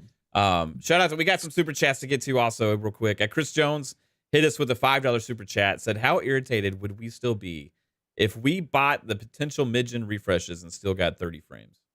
That would be even more infuriating than it is now, right? But that won't happen with first party, and that's my main point, because for me, first party is enough to invest with it for me with what's coming down the pipeline for Xbox." Alvin with a $2 super chat said, "Brother Pong, quick update on Xbox Series X beta performance." Smooth as silk. Not a single issue yet. Is it? Does it need a midgen refresh to run it? Yeah, no, it doesn't need. No, it doesn't. This is the looting, everything about this. This is actually really phenomenal. Now I know how many people were online talking about this today. It really is. This is everything we asked for. It is the Diablo 2 vibes, just totally, completely updated to nowadays. It's 60 frames. Is it as smooth as some Manscaped Lawnmower 4.0 balls? Yes, with the lotion on there as well. Oh, yes, that's how smooth it is. Oh, yeah, sick. that's smooth. That's smooth. Also, I'm playing Rogue class too, which I don't normally play. That's what I'm playing too, dude. I'll do Sorcerer then. Why don't you start playing together? What do you mean? Because he was behind me until. Okay, right. So, all right. So, Chris Jones with a $2 super chat said, "How much you enjoying Anno, Pong?" I think Psycho's enjoying it too. Yeah, Psycho's now enjoying it too. No, I played it the other night and I posted on Twitter. Phenomenal. There's a couple little hiccups here and there in the game that they probably going to patch out with, just delayed textures when you zoom in and that kind of stuff. But overall, the game is absolutely drop dead gorgeous. It took a while, as it normally does, to adjust as when you get into city builders and strategy games. There's always an adjustment period. And like I said last night, the controls might not be the controls aren't as intuitive as an Age of Empires 2 is, but it took me about maybe an hour, and then everything started to click. Everything just started to click. It got a lot easier. I'm having an absolute blast with it. The amount of people on the screen at one time, it looks like a bunch of ants, but you can zoom in and they look great. And they're everywhere. Like the amount of people in your town at one time, it's a fantastic game, especially for $40. I mean, it's not even full price. I got the deluxe for $50. So, and the deluxe only, it just has cosmetics for your city. Yeah. So, right on. Yeah. Vic the Click hit us with a $5 super chat. Says, "I'm more like Pong and had the VCR until I got the Xbox Series X, and probably will do it again. Mav lets the FOMO get to him. I do. Like if I can, like again, I'm a console gamer, and when there's new hardware, I get itchy. I gotta get it. You know what I On mean? the Xbox One, like I just had an external SSD. Like I hated the fucking hard drive in that, so I just ran the external SSD the whole fucking time. Like, so See, like I tried to upgrade the fucking one before the One X came out. I think this time around, and again, I'm not that we're going back to this again, but I don't think they're needed. I don't think they're needed at all. I think there's a lot, but the difference is that I didn't have a 4K TV, so I didn't really have any need for that, right? I know there was other performance bumps, right? There was obviously games ran a lot smoother, but again, not having a 4K TV, but now that I have a 4K OLED that does 120, and now that I've experienced 60, I've experienced 120, yeah, it would be a little bit more enticing to me to go get the upgrade this time around mid-gen if I knew, like you said, Matt, especially when you throw out names like Starfield at me and you tell me that's going to run even better. Well, then, yeah, that's going to push me in that right. direction. That's the main thing is the games, not even just the box itself. Right. It's like, what does it do for the games? Or once if I could go back to Cyberpunk map and get the ultra settings from PC. Exactly. Have you seen the ultra and again, I'm not even a ray tracing guy. I could care less about ray tracing because of the bumps or the hits that it takes in the performance. But watching people play on 3080s and now 40 series cards with that ray tracing at full ultra on that's what I'm saying. Like I think totally people underestimate ray tracing now because we have a shitty implementation on console. But when you see it like in its full glory, you're like, oh my fucking god, I can't go back. right. Because again, there's certain games that I have seen where I've been like, dude, that's ridiculous. And Cyberpunk's the main one because I've watched people play and I'm like, this is like a completely different game. Holy shit, look at this city. It's crazy. I would love to see anywhere near that on a console. So yeah, that would entice me for sure. Interesting. All right, so let's move on past that. This is the big beta weekend. All right, so I want to kind of dive into the first game that we had a chance to play. I was playing with Pong, I was playing with Jasper, I was playing with Psycho and Steel, and then 3-Bit as well last night. Exo Primal, which is a game that had been marketed for a while from Capcom. It's kind of a bigger release for them. It's not like Resident Evil big, which is, by the way, getting amazing reviews. You talk about potential game of the year candidates as well, Pong. Like I sit at a 94 on Meta for Resident Evil 4 remake. What did we say? What do we say, Mav? What do we say? We're gonna have probably 6 real contenders for game of the year in the first half. Yeah, it's gonna be crazy. Maybe 7, and then Starfield September. Right. You know, I mean, like Forza Motorsport won't get a nod because it's a racing game. No, but like it's gonna be glorious, right? But looking at this, like Capcom is kind of on fucking fire right now. What a 180 for that company where they were early last generation, right? To where they are now with these Resident Evil remakes coming out like this, and Resident Evil 4 remake, like just insane scores across the board. People saying it's like amazing. And then the time we had with this little quirky dinosaur hack and slash shoot 'em up action fight. I don't even know what to call it. Like a co-op shooter. The hero game. Hero shooter. There you go. Yeah, hero. Yeah. Overwatch. It's like a co-op experience. PvE co-op shooter. I've never really played anything exactly like this because it's like kind of 2 games in one.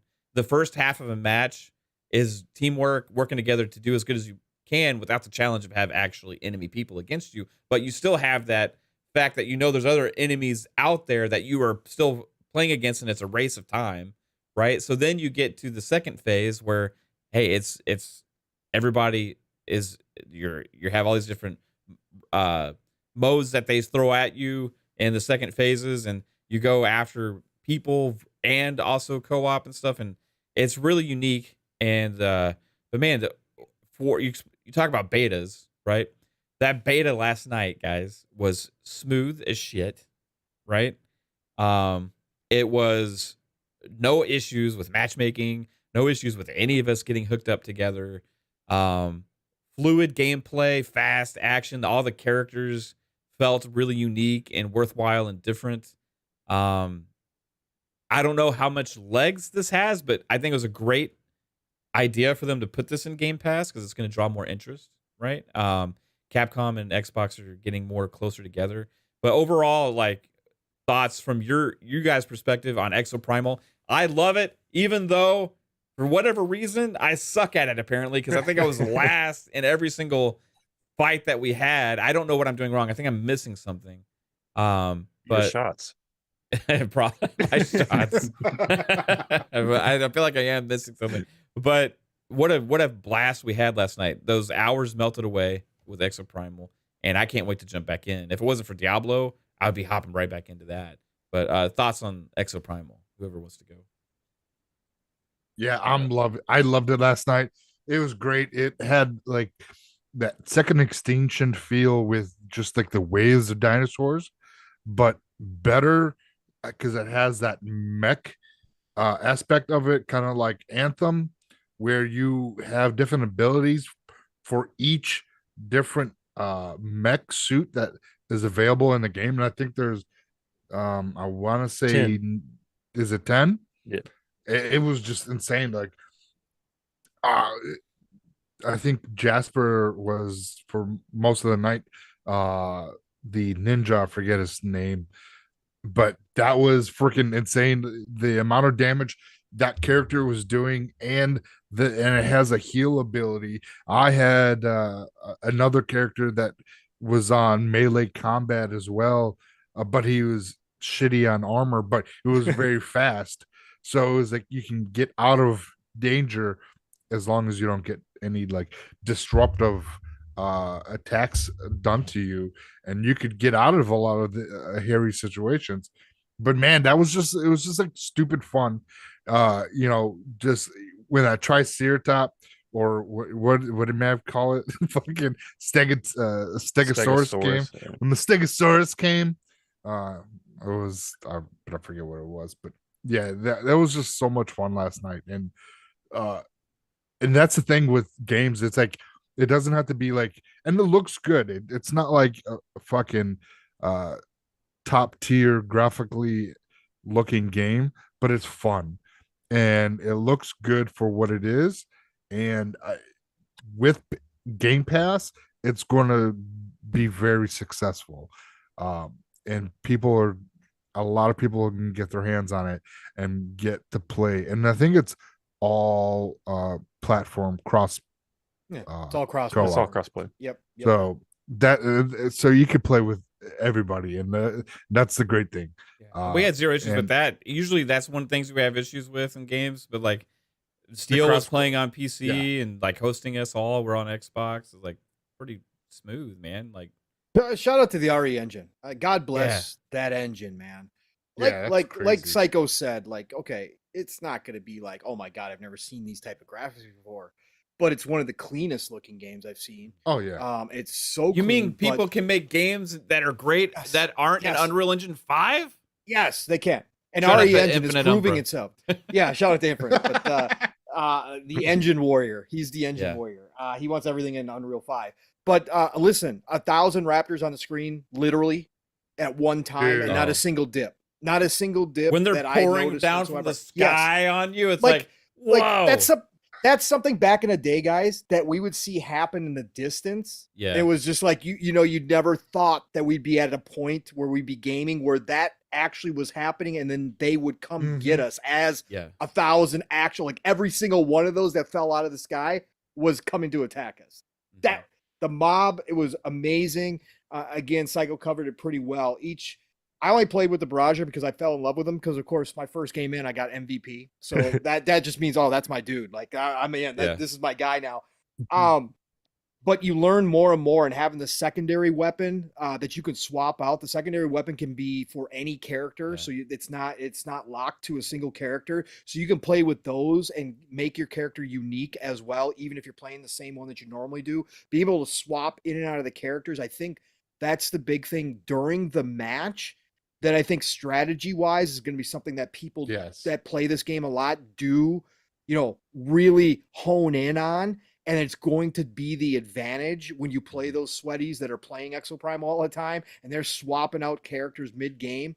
All of that. It's a unique style, but this throws me back. Why I love it is Capcom's back to taking chances Mhm. again. They are doing so well for themselves right now. And again, with the RE4 scores, it's just another home run. Right. They are raking in cash, and they're not sitting on it. Yeah. They're not playing it safe, right? This is the Capcom of old. They're trying new things, and they're all not for this. all just doing one thing. Like, hey, we need to try and all attack all of our games. We need to try and attack this genre. They're doing the Resident Evil remake thing. Yeah. They have like Exo Primal coming out, right? And they have Street Fighter 6. They're going all in on that and trying a new thing with the multiplayer aspect there as well. Like they're like firing on all cylinders and giving all different kinds of gamers stuff to look forward to, right? Like we talked about last night. I don't know the legs this game will have. Obviously, they're going to have to get creative. Yeah, that's my main concern. Yeah, they're going to have to get creative. You know, Jasper, you were the first one to Content. point it out to last night. It's going to have to be content. They're going to have to introduce some new. And again, to be fair, we were, you know, the demo, we didn't have access to the other mode. There was also a campaign, which we didn't have access to as well. So there is some different stuff in here. But to keep the legs that we know these types of games need, especially when you're selling battle passes and that kind of stuff, yeah, they are definitely going to have to be on their toes and get new content, new maps, whatever it is, freshen this thing up on a regular basis. Because, yeah, after a while, I'm sure, like, I would play it for a long time and I would hop into it all the time. It would be like permanently downloaded and I would pop it in with you guys whenever we felt like doing it. But I don't know if it's one of those games like Overwatch where people play it day after day after day after day. But I think it's got potential. And as a first run of a new IP and trying something different, you couldn't have had a better impression than we had last night, especially playing with a group of friends, having a great time, laughing, and having almost flawless performance like Mav and Psycho pointed out. That says a lot out the gate for this game. And throw that into Game Pass. Also, it's coming out in the middle of July when nothing else is coming out. So it's got a good launch window for it. It's got a great launch window. So no, I can't say enough about that game. Like Mav said, if Diablo wasn't out right now, I'd be hopping back in Exo Primal tonight with everybody for sure. Yeah. I think that's how good it was. It's almost a mistake for them to have their beta this weekend. Yes. Right? Yes. Because I feel like that game could have gained a lot more traction online with streaming and streamers and all this kind of stuff. But because of Diablo, it is going to get overshadowed. Right? But guess what? Capcom beat out Blizzard because they didn't have any queue problems. So there you go. Yeah. So they're already better than Diablo. It's AJH in the chat that like it makes me wonder what they could do with the Dead Rising now. Like with the RE engine, could you imagine like what they've done with Exo Primal now with all those? Just wait until we see Dragon's Dogma, 2, dude, in this RE engine. Oh, that could set a new standard for RPGs. Because honestly, to this day, Dragon's Dogma is still unique. It is still unique. There are still things in that game that nobody's done, and now you give them this RE engine. Look out. Could be the next big one. And they still have this huge successes with the Monster Hunter, out there as well. So like, and wait until they remake Dino Crisis. It's going to be another freaking massive hit.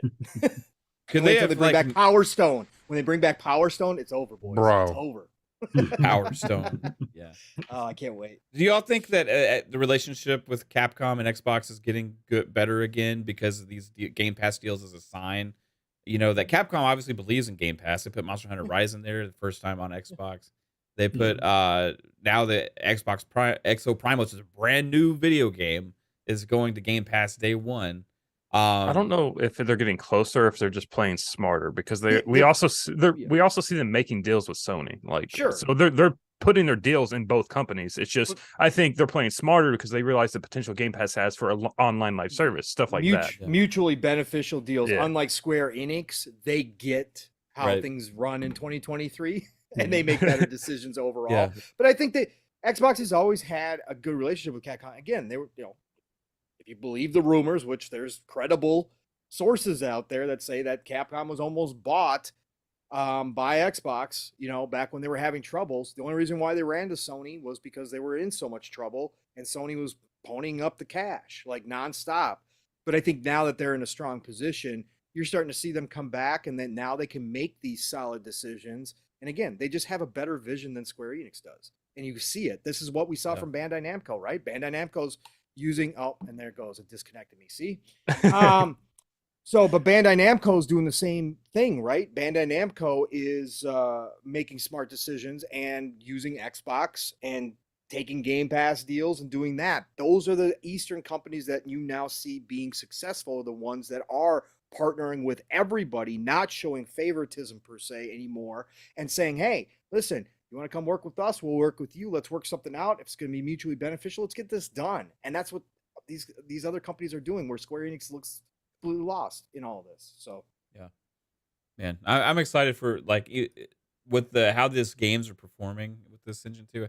I'm wondering also like what Pragmata is going to be like, because we haven't seen much of that game, you know. But like maybe we're going to see more of that this year. I would assume so, right? take on a Kojima game by the looks of it. That's what it kind of looks like. It looks like that that character from the Kojima like logo or whatever. Have you had a chance to check out Exoprimal, Fuzz? No, I've watched a little bit of your guys' stream yesterday before going to bed, but I'm in the process of downloading it to my Series X now. But as far as the relationship between Capcom and Xbox, like Pong and Jasper are saying, it's stronger in the sense that they're not doing or making the same mistakes as Square. If you look at like Square now, it's like it's a shell of itself. I mean, sure, they relied on Sony, much like, you know, Capcom had to do with like Street Fighter V and whatnot. But I think they saw the writing on the wall, and seeing how Final Fantasy sticking only on PlayStation is not in their best interest. So they went and made sure that Street Fighter VI was on everything. And you know, Exoprimal is that nice new game that they'll test out on Game Pass, and they put Monster Hunter in Game Pass, which that was a surprise when they first did the previous one, the Monster Hunter World, as opposed to Rise coming this go around. But yeah, considering, like, I did see some of the video of like when the 1,000 raptors dropped from the skyscraper, or from the sky on down the skyscraper and stuff. If they did do something around the lines of like a Dead Rising, that would basically give you the Days Gone thrills of all those, you know, they didn't call them zombies, I forget what they call them, but basically having all of those zombies on screen for Dead Rising at that point, that would be a game changer for that genre, considering it's Capcom and not just locked to one platform, unless, you know, Xbox strikes up a deal to get Dead Rising as an exclusive again, type of thing. But Pragmata, I don't think we'll see that until Sony's ready to have a showcase, which they keep on playing these games with Xbox. And I think a showcase is probably, I don't even think they do an E3 week show. It makes sense if they do, but I'm starting to think they're not even going to do an E3 show that week. They'll just put something in Keighley Summer Games Fest and, you know, stick with that, and then maybe do an actual full-on show in September. But that's a whole nother story.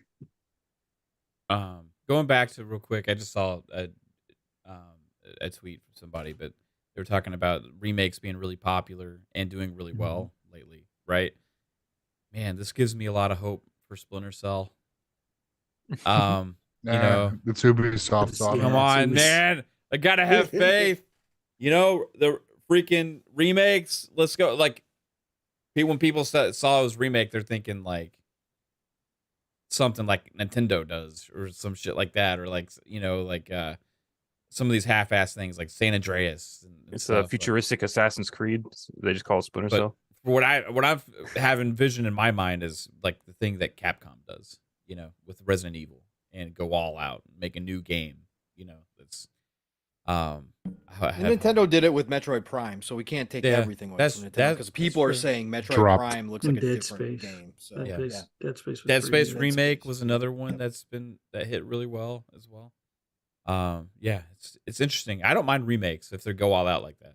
You know what I mean? Now, do you think they should be included in the Game of the Year? No, it's a new game. For me, Resident Evil 4 remake, it may tell the same story, but it's a completely different game. I don't know, man. I Like, don't agree. no, like why not? Like, no. what is it? The Like, basic story's like kind of the same too. It's like Because when you take the classics like that, right, like what Jasper just said, right, you've already got the main component there, right? You've The story. already had, the story, right? And as long as you're not messing with the story, which almost all these remakes don't. but Mess even with the story, remakes, even though they may not mess with the story, they're still telling a story in a different way a lot of times, right? sort of. I mean, kind of. But I'm just saying, you can't take a game like Resident Evil 4, that's considered one of the greatest of all time. Right? Okay. Reskin it and then put it back up for another game of the year. Well, like that to me, it just. So can a It won remake? its accolades. Can a remake of a movie win an Oscar for a Best Picture? Yeah, Is- because that's different. How? Because you got all new people playing the roles and stuff. It's all new Because tech you and all got new stuff. Like, Yeah, but you got new people playing the roles. The story's told differently. All of it. It's like all of But- it's shot different too. Like, but the Resident yes. Evil games are like that. No, they're not. Oh, no, yeah. like it. Resident Evil 4 is nearly 1-for-1. Well, Yeah, okay, and so I haven't also, played like, Resident was Evil 4 yet, but like Yeah. Resident Evil 2 and 3, Wasn't Resident Evil remakes, 2 the one where you completely started at the different. gas station? Or was that 3? That's 3. that's I 3. Yeah. That's 3. Yeah, that game was pretty much like the set pieces were pretty much like they all lined up like they did in the original. But they did change a lot in 3. They did change a lot, but everybody hated it, right? So, or a lot of people hated it. So, I don't know, Mav. I think that you got to have a separate category at this point if you're going to do that. Right. I don't think you Like can best put it up for Game of the remake. Year. Again, like the Mass Effect remakes. Why weren't they up for Game of the Year? Well, because those were just updates for more or less. You know what I Well, mean? no. One plays completely different than it used They to. implemented new controls to update the control schemes and stuff like that. the graphics. But were you highly can't improved. like look at what Resident Evil 2 and 3 did and compare it to what Mass Effect Legendary Edition did. Well, no, because different generation, right? Resident Evil 2 was a lot older. Yeah, Mass that was Yeah. PS1. It Right. just seems like for me these Resident Evil games are like brand new games. Right. Right. And I hear your argument, Yeah. and I'd be pissed off if Resident Evil 4 is there at the end of the year if everybody believes it's this. No, I wouldn't be necessarily pissed off, but I do believe it takes away from potentially new IP or games sequels to games that deserve that credit more so than a team taking a well-established all-time great game, reskinning it, and then putting it back out there and going, see, look at us. That, like, to me, I just think it takes away from the Game of the Year award a little Yeah. bit. Again, I wouldn't be necessarily ticked off about it, but I just think it kind of does. Like, I well, don't think it's on the same level. what was that Bradley Cooper Lady Gaga movie that came out? With that song, you know, the I Shallow. don't remember. God. Yeah. But that same movie has come out like 3 times, right? Sure. And each Sure. time it's come out, it's been like nominated for Best Picture. You know, But what it's I mean? all different. Like Right. It is different, but like at the same time, it's also the same, the same basic story. You know, No, Like- no, and I get what you're saying. I'm just saying with that, there, like what Jasper's point is that the vision is completely different. When it comes to the video games, when somebody remakes it or when somebody remakes a video game, generally speaking, like I said, they did it with Resident Evil 3 where they changed some things, but most of the time you're going to see the same vision that was originally there. You're just updating the graphics and the mechanics, right? So I don't know. It's a tough one. I think it just depends on the don't. remake and what they do. Like, because Yeah, but it's how are you not all going to judge remakes. that? Because it's going to be subjective. Well, like there's Mass Effect, Everything's going to be subjective. right? And then See, there's like games that like Well, play. I and would look say, completely like, different. Splinter Completely Cell, like to your point, like I think Splinter Cell is going to be more of a reboot, which those games can earn Game of the Year For because me, these Resident it's- Evil games are almost like that. You know what I mean? Like, I don't know. They're like a lot closer to the original. go back and play those old Resident Evil games and play these new ones, and tell me how much has changed. Like, it is a Well, of night. course. Yeah, like, controls and stuff have changed. But controls like, and camera angles, yes, for sure, obviously, but not Resident Evil 4. To Well, I that haven't- degree. Okay. Yeah, Fair enough. They've I added, haven't they've played- I added haven't played they've Resident Evil added 4 like yet, so- parry. They've added some of that kind Right. of stuff into this one. So they've changed certain things, but everybody's happy because the game itself is almost 1-for-1. So your as far take as was all like, the okay, scenes. God of War 2018 versus God of War. Right. right? That's a reboot. Yeah. Right? Yeah. Right. Okay. Correct. Tomb Raider reboot versus old Right. school Tomb Raider. Yeah. Correct. You're Modern taking the Fair same enough. character, 2 but versus you're Modern able to Warfare tell 2. different stories, and you're able to tell a completely different story, different set pieces, different vision. All that stuff is different with the reboot, but you have the same character. But what if a company like Ubisoft calls Splinter Cell a remake, but it's actually a reboot because that's what they're doing? But they're not going to. It's going to be a freaking reboot. But they said it's a remake. You know what I mean? Kind though? of. That kind in of. their blog announcement, they said it's a remake, but we know based on what they said, it's a reboot. So they Right. don't even know what a remake and a reboot is. Like I Is said, Newts involved? it's subjective. And again, I wouldn't freak out if people put it there. I would just, again, I would rather see something new or a sequel that deserves it get in there outside of a remake per se. That's all I'm saying. Something that's already earned a ton of awards through the years. I just don't know. To me, it's just like I want to see something fresh in there. But whatever. Yeah, I hear you. I don't know. Fair I enough. don't know. I get that. All right. So, what else we got? Who said? Wait, who said that? Who said what? Omi Tony. I would love to see a new Marble Madness. I used to play Marble Madness all the freaking time. Marble Madness? Yeah. Yeah, that's where you make the Yeah. but I can't the speak. marble- Marble roll through the thing and trying to Yes, avoid the holes yes. and shit. Yeah. And the slime and all that kind of Yeah. stuff. That was so cool. That I was love good. that game. So yeah, you guys are playing Diablo. You said it's game of I'm the in year Q. I'm already, playing and- Q game. I'm playing Q. How game. long Yeah, is I the got queue 11 now? minutes. It was at 12 minutes. Okay. When I hopped in. I'm down to 2 minutes 1 minute right now. Yeah, So. I'll Oh, be you son of a bitch. streaming tonight. We'll see how long the queue is when I boot it up. But besides that, we also got more ABK news today, everybody. Oh boy, our one of our favorite topics on this here channel. We don't get sick of it. I hope the chat doesn't get sick of it. If you do, I'm sorry, but this shit gets spicy and spicy. So, according to new reports, the remedies that Microsoft is offering to the EC have come out, and guess what's not there? Any kind of remedy to put Call of Duty on PlayStation. And many are saying that this is because the EC doesn't care about that anymore. Instead, they only actually care about the cloud side, which also alludes to the fact why Xbox has been doing all these 10-year licensing deals with companies for the cloud. So, with the remedy proposal from Xbox to the EC on all these cloud deals, also because of this, the date has been changed to May 22nd for the EC as well, which pushes it a few weeks, about almost a month past the CMA now, right? Does this spell trouble potentially for Sony, or is there still, if they're out still the CMA? Because like if the EC basically is saying that we don't care about the PlayStation anymore as a problem for this deal, does that mean that their efforts with the EC have been wasted from PlayStation's perspective? Microsoft also, remember the other day, said they are not in discussions right now with Sony. So I'm wondering if there's some kind of thing going on between the CMA also, because their deadlines were kind of close to each other, right? They were. They had So lined them up. we would imagine that they're in line with the same kind of discussions with the CMA at this point, right?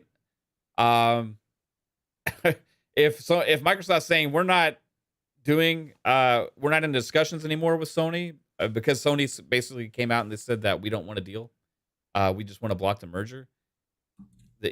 Now it's coming out that maybe the EC is no longer even necessarily requiring a Call of Duty concession, which everybody was saying, well, maybe it'd have to be upon the EC to force that, right? Or in the CMA. What does that mean for? I mean, I still think Call of Duty ends up on a PlayStation regardless, but like as far as getting a 10-year deal, licensing agreement, like in a guarantee, They will. is that you think they'll still do it even if they don't aren't required to sign a Yes, 10-year deal? 100%. But what if Sony 100%. won't sign a 10-year deal?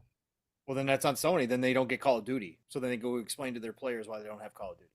Also, Right. Microsoft will still put it on there. Like, Well, no, they won't because the fees wouldn't be worked out, right? So they wouldn't get paid. So they wouldn't just do it.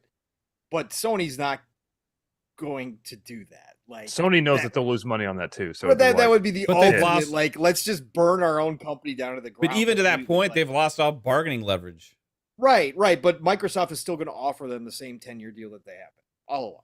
They will, because they need to continue to look good to the regulatory bodies. They have to. This is all part of the plan. They have to. But continue to regulatory uphold bodies their- are not requiring potentially Cor- the Call of Duty to be Correct. on PlayStation, right? But Microsoft wants to put their best foot forward because they're not done. They're going to be buying other things. They're not I gonna get be that. done. I get that. I'm So- just so they wondering just how don't want much. any arguments later on. I'm wondering how much this means for one thing. Yeah. The approval chances for this. Yeah. Again, and also is PlayStation get a worse deal than they could have? I think potentially they could have leveraged more had they been in negotiations in good faith this entire time. I think they definitely could have leveraged the situation a lot better as far as the overall deal goes. Not talking about the 10 years per se. I don't know how much more Xbox would have gone year lengthwise, but I think on the numbers and potentially the PlayStation Plus negotiations, that's where I think they could have benefited from actually doing something in good faith instead of this entire time just simply going for a block, which again Jim Ryan admitted. If they had actually been attempting, while still crying and still trying to get this deal blocked, but attempting to work with Microsoft on something, yeah, I think Microsoft would have given up more beyond than what they already offered. I think they would have been willing to do that to quiet Sony down. But now Sony's played all their cards, all the chips are in. So yeah, from that standpoint, Mav, I guess if you look at it overall, they probably did lose out their best chance to get a better deal, for sure. Right. It's just found it interesting that that's not part of the EC remedy proposal. Yeah, what Because they learned. They got educated, right, Mav? They got educated. Yeah.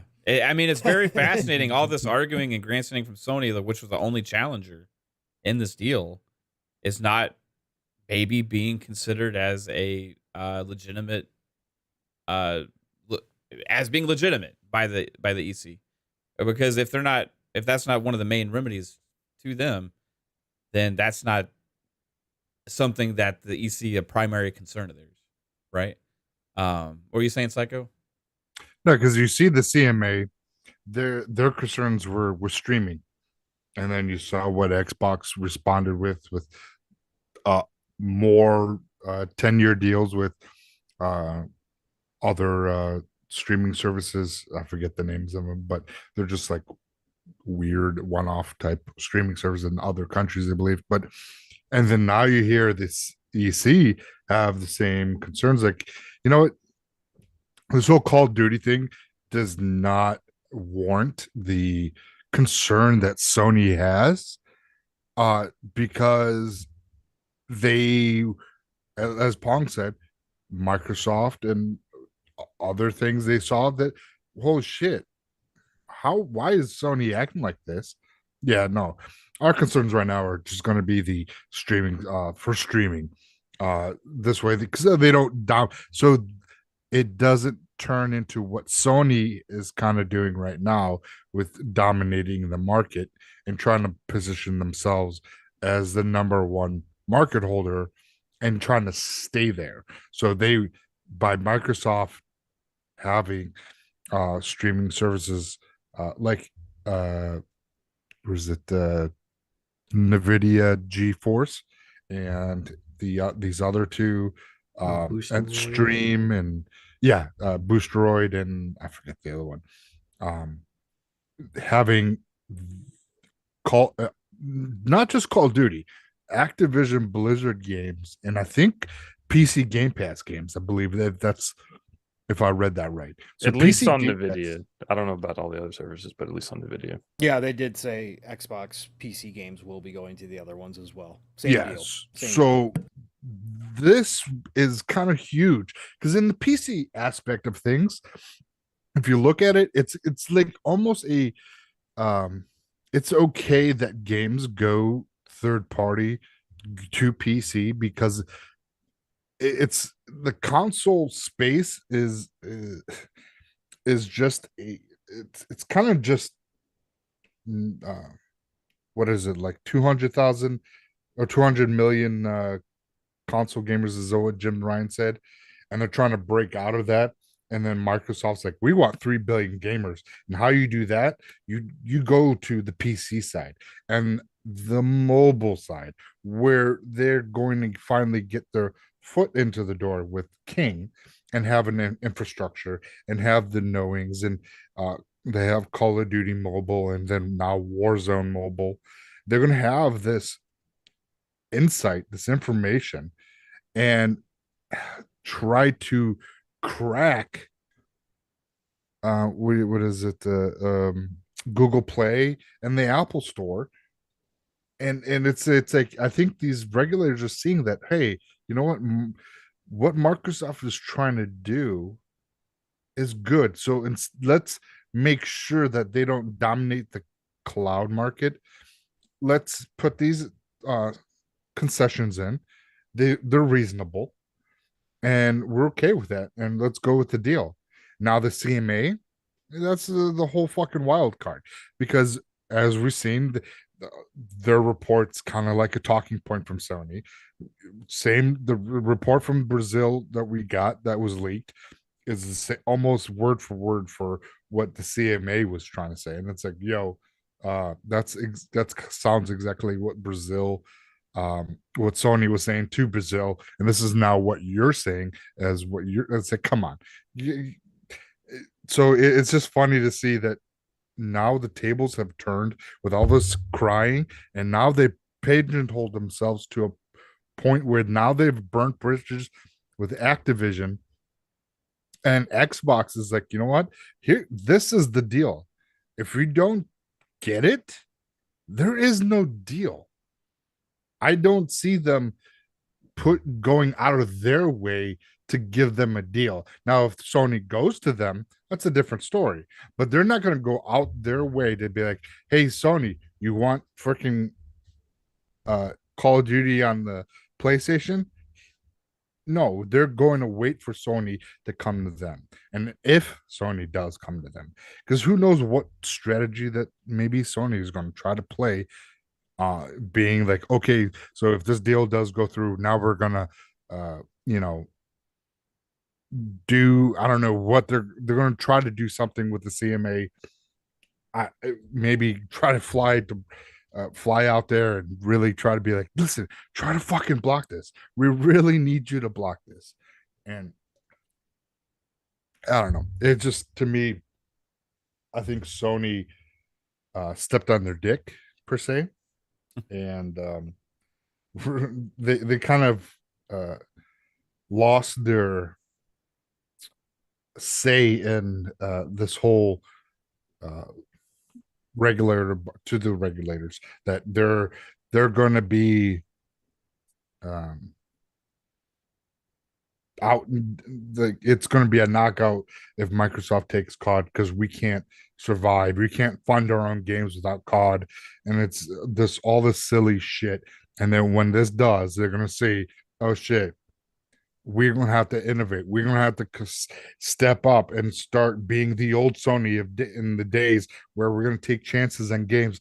If they hit, they hit. They don't, they don't. We move on. We go to the next game. And I mean, you get great games like SOCOM. You get great games like Twisted Metal and things like that. There's so many. And then, this stupid business move that they did of having being so reliant on Call of Duty. Hey, it's not Microsoft's problem that they did this. This is a Sony and Jim Ryan issue. You made a bad business move. Fucking suck it up. It sucks, and just move on and fucking make some great games for your fan base that you are trying, that you trying to, save Call of Duty for. But, just stop being a crybaby bitch. And yeah, it's a perfect case of fuck around and find out. I mean, given that they've cried so much about this deal, and now they don't have to worry about getting a contract, or it doesn't seem like they were going to that contract deal is going to be included in the whole, EU thing.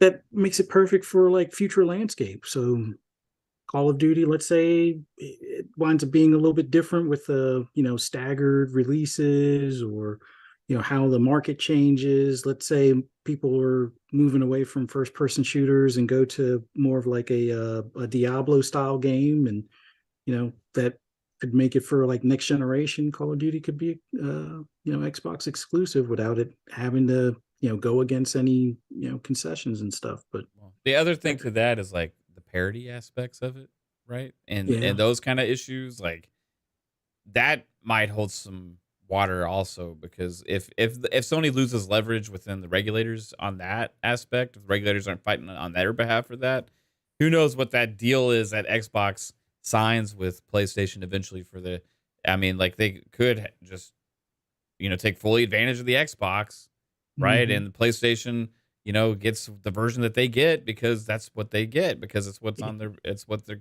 platform's capable of, right? So, I the think that parity clause will be it'll be released on the same date, right. excluding our premium ultimate Xbox The other Ultimate things, members get 3 days early or something. yeah, the other thing is like content could be like at some point they could offer things, you know what I mean? I do think Pong's right that Xbox still will stand behind most of their word with what they've Mhm. been going to do. But that's what they've been saying they've been offering to Sony and what they plan on. If Sony never agrees to it, then at some point things might change within what they are offering, So I don't know. It's really interesting, but I'm also curious, like, do we think the CMA is in line with the EC here? Or do we think CMA is still making Call of Duty a big priority? It's tough to say. I think they're kind of, they were playing chicken to see who would, jump first as far as making the announcement of block or acceptance or whatever. But I think at this point the EU is already of the mindset that they're going to approve this no matter what, or at least in the format that they're looking at now. And they'll make it a bigger grandstand if the CMA says otherwise. Like, I don't know if there's any hurt feelings over Brexit and the whole split, prior to that. But I do get the impression that the EU is going to be like, oh, those guys over at the CMA, yeah, it looks like they were more for protecting a corporation as opposed to their consumers. Us here in the EU, we prefer to, Exactly. Bitter put the consumer blood first between kind the of thing. EC and the CMA. That'd be interesting. I mean, there Regulatory is still some arguments. bad blood, but I think they can definitely use that to a grandstand purpose if need be. I think part of the delay might be tied with that, and there's something else that Microsoft had to do around the 22nd anyway. I forget what it was. I know Everborn had made a few posts about it, but yeah, I the CMA is that wild card, and I don't know. I guess it can wind up being a coin flip either way, but CMA is the one. I We're the don't ones that think got with the the Sony deal, right? Like this CMA is well, going to come yeah, out and say they that. could at least champion that, but I don't think they want to be the ones that say block it and then the rest of the world.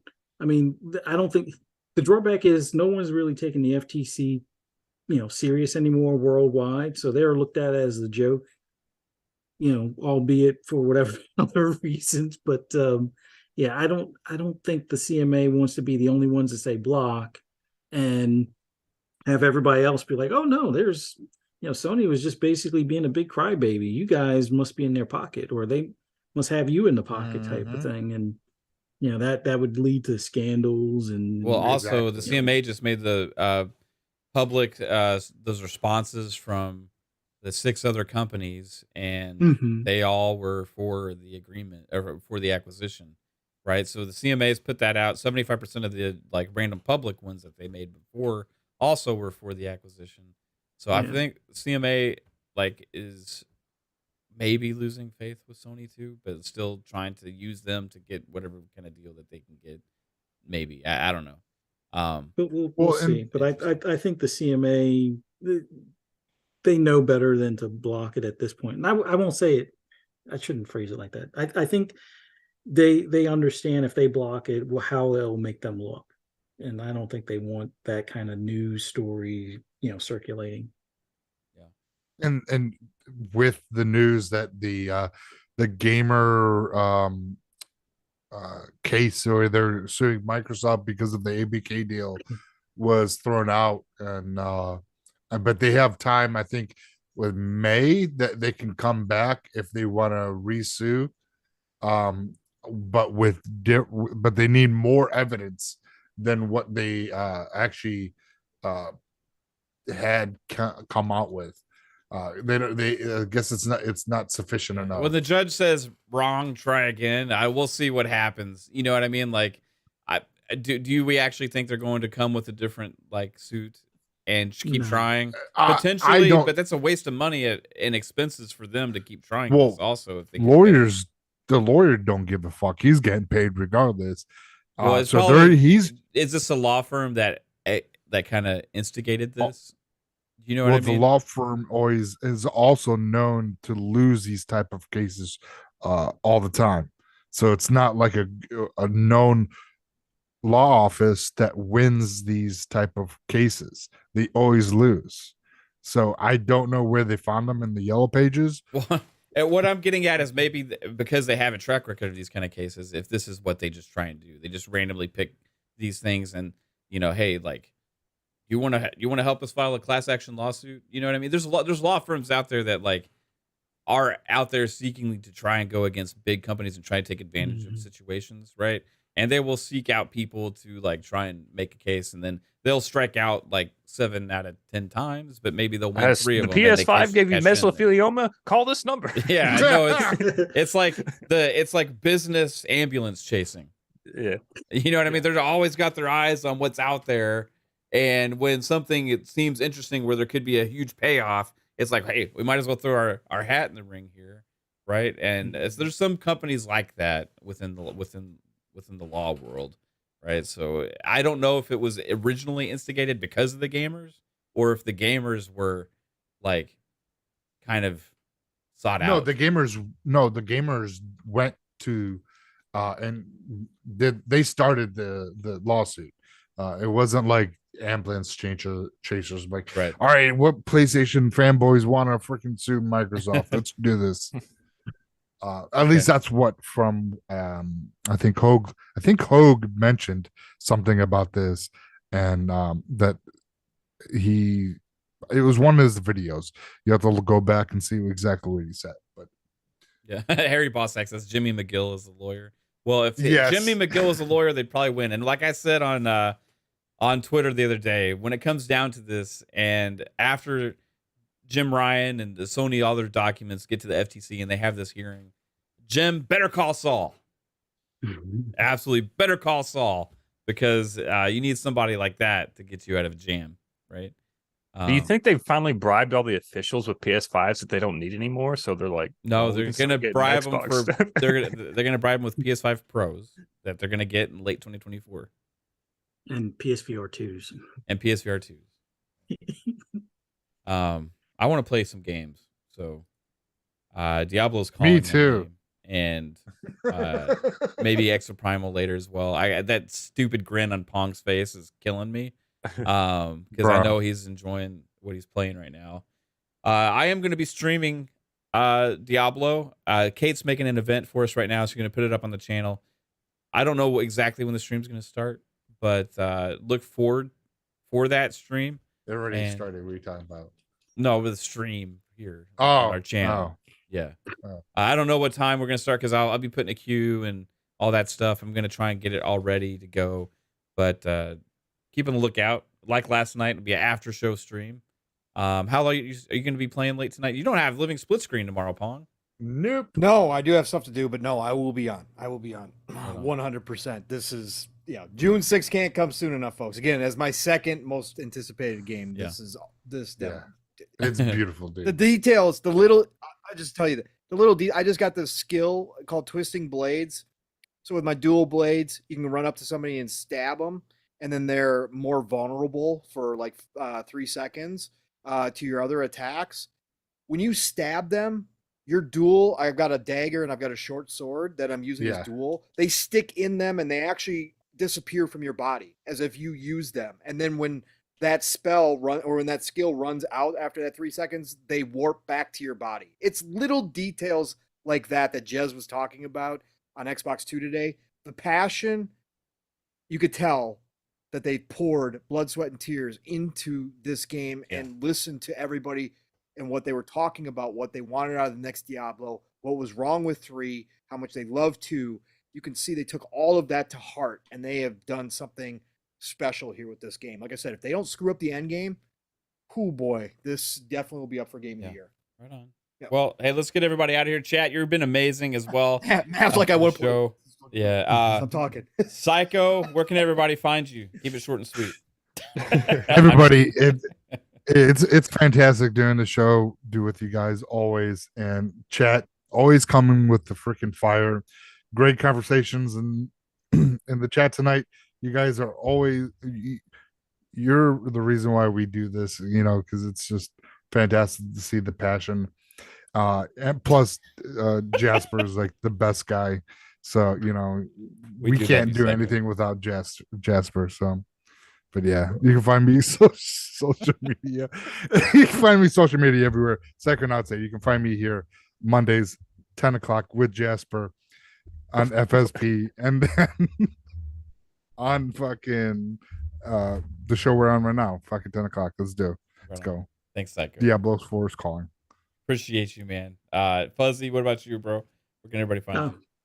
Just want to thank you guys for having me on. It was awesome being on here with you guys tonight. Won't be able to join Diablo, but possibly Exo Primal, so I'll keep an eye out. But everybody in the chat, thank you guys for showing up and watching this live or catching this on replay. For those that want to hear my endless rambles or rants on anything gaming related, just follow me on Twitter at fuzzy_Belvedere. You can also see me on the Shop podcast tomorrow, 9 p.m. Eastern time because of the time change on PTK Blam's channel.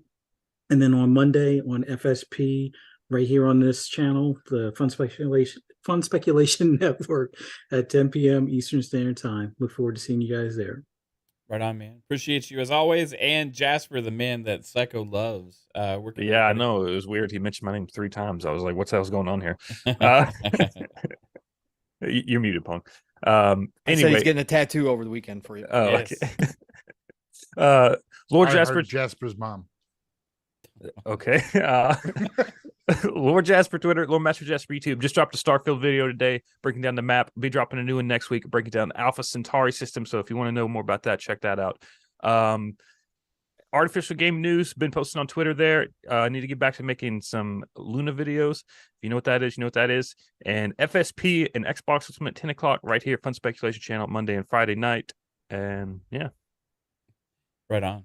I appreciate you, Jasper. Pong Soul. Yes, sir. What about you, bro? No living split screen, but what else you got going on? No living split screen. No living split screen tomorrow. Enjoy your Saturday morning. Again, you're going to have to find your energy from somewhere else because Steele and I will not be on. Of course, check out Gaming Circle Podcast with Everborn and, of course, Kay Asante. And they got a great lineup tomorrow as well. I think Everborn might be gone and Kay Asante's got a bunch of people filling in. But go check out the Gaming Circle Podcast, our Saturday morning brothers over there. Otherwise, tomorrow night, like Fuzzy said, the Shop Podcast is going to be live, raw, and uncut. We'll bring it there instead over on PTK Blam's channel with Fuzzy, PTK, myself, and Lord Addict tomorrow night. So be there 9 p.m. Eastern, 8 o'clock Central Time next week. You already know the drill. It's going to be Xbox Factor Podcast Tuesday, 12 p.m. Eastern, 11 o'clock Central Time. Mr. 12K, Double Barrel Gaming, Mr. Boomstick. Be there every Tuesday for all good things green. And then, of course, Mav and I will be back next Thursday night for PM in the PM. Go check out last night's episode. It was absolutely incredible. We had a good talk last night. We had a lot of fun. That's every Thursday night, 7 p.m. Eastern, 6 o'clock Central Time, right here on the Fun Speculation Network. And then, of course, Friday night, I'll be right back here again, God willing. Got a lot of Diablo to play. Probably got some Exo Primal to jump back into again as well. But, folks, get out there, enjoy your weekend. It's the golden age of gaming. I'm telling you, this stuff that's happening this year, this year is going to go down as one of the greatest of all time. So get out there, play what you love what you play, and I'm going to talk to y'all real soon. Right on, man. Appreciate you. Everybody tune in to this stream tonight if you want to see some Diablo 4 gameplay. coming your way shortly. I got the link in the chat. It's pinned to the top. Check that out so you can wait for us. I won't be too long. I'm just gonna go grab a couple things downstairs, head back up, get in the queue. We can chat while I'm waiting in the queue. I don't know how long it's gonna be, but we'll get some Not Diablo 4 gameplay going and have a blast tonight. Thank you all for tuning in again, and I appreciate you. And see you all Monday for FSP at 10 p.m. Eastern, Thursday PM in the PM, 7 p.m. and Fridays 10 p.m. on this show. I think you might be a You're little grabbing longer than a Caitlin's couple. boobs. Yeah, you might be a little longer than a couple minutes. Well, maybe not with you. Yeah, not with him. Yeah. That's all it takes. He's just gonna grab him and be done. Yeah. What? Caitlin put in the chat. Grab and She's gonna go twist. grab her boobs. Oh, okay. I think Jasper and I were just getting I didn't see dirty that. right here randomly. That's awesome. Yeah, I'll be back in like 2 hours, everybody. I'm going to go play with some boobies. Bye. Bye, everybody.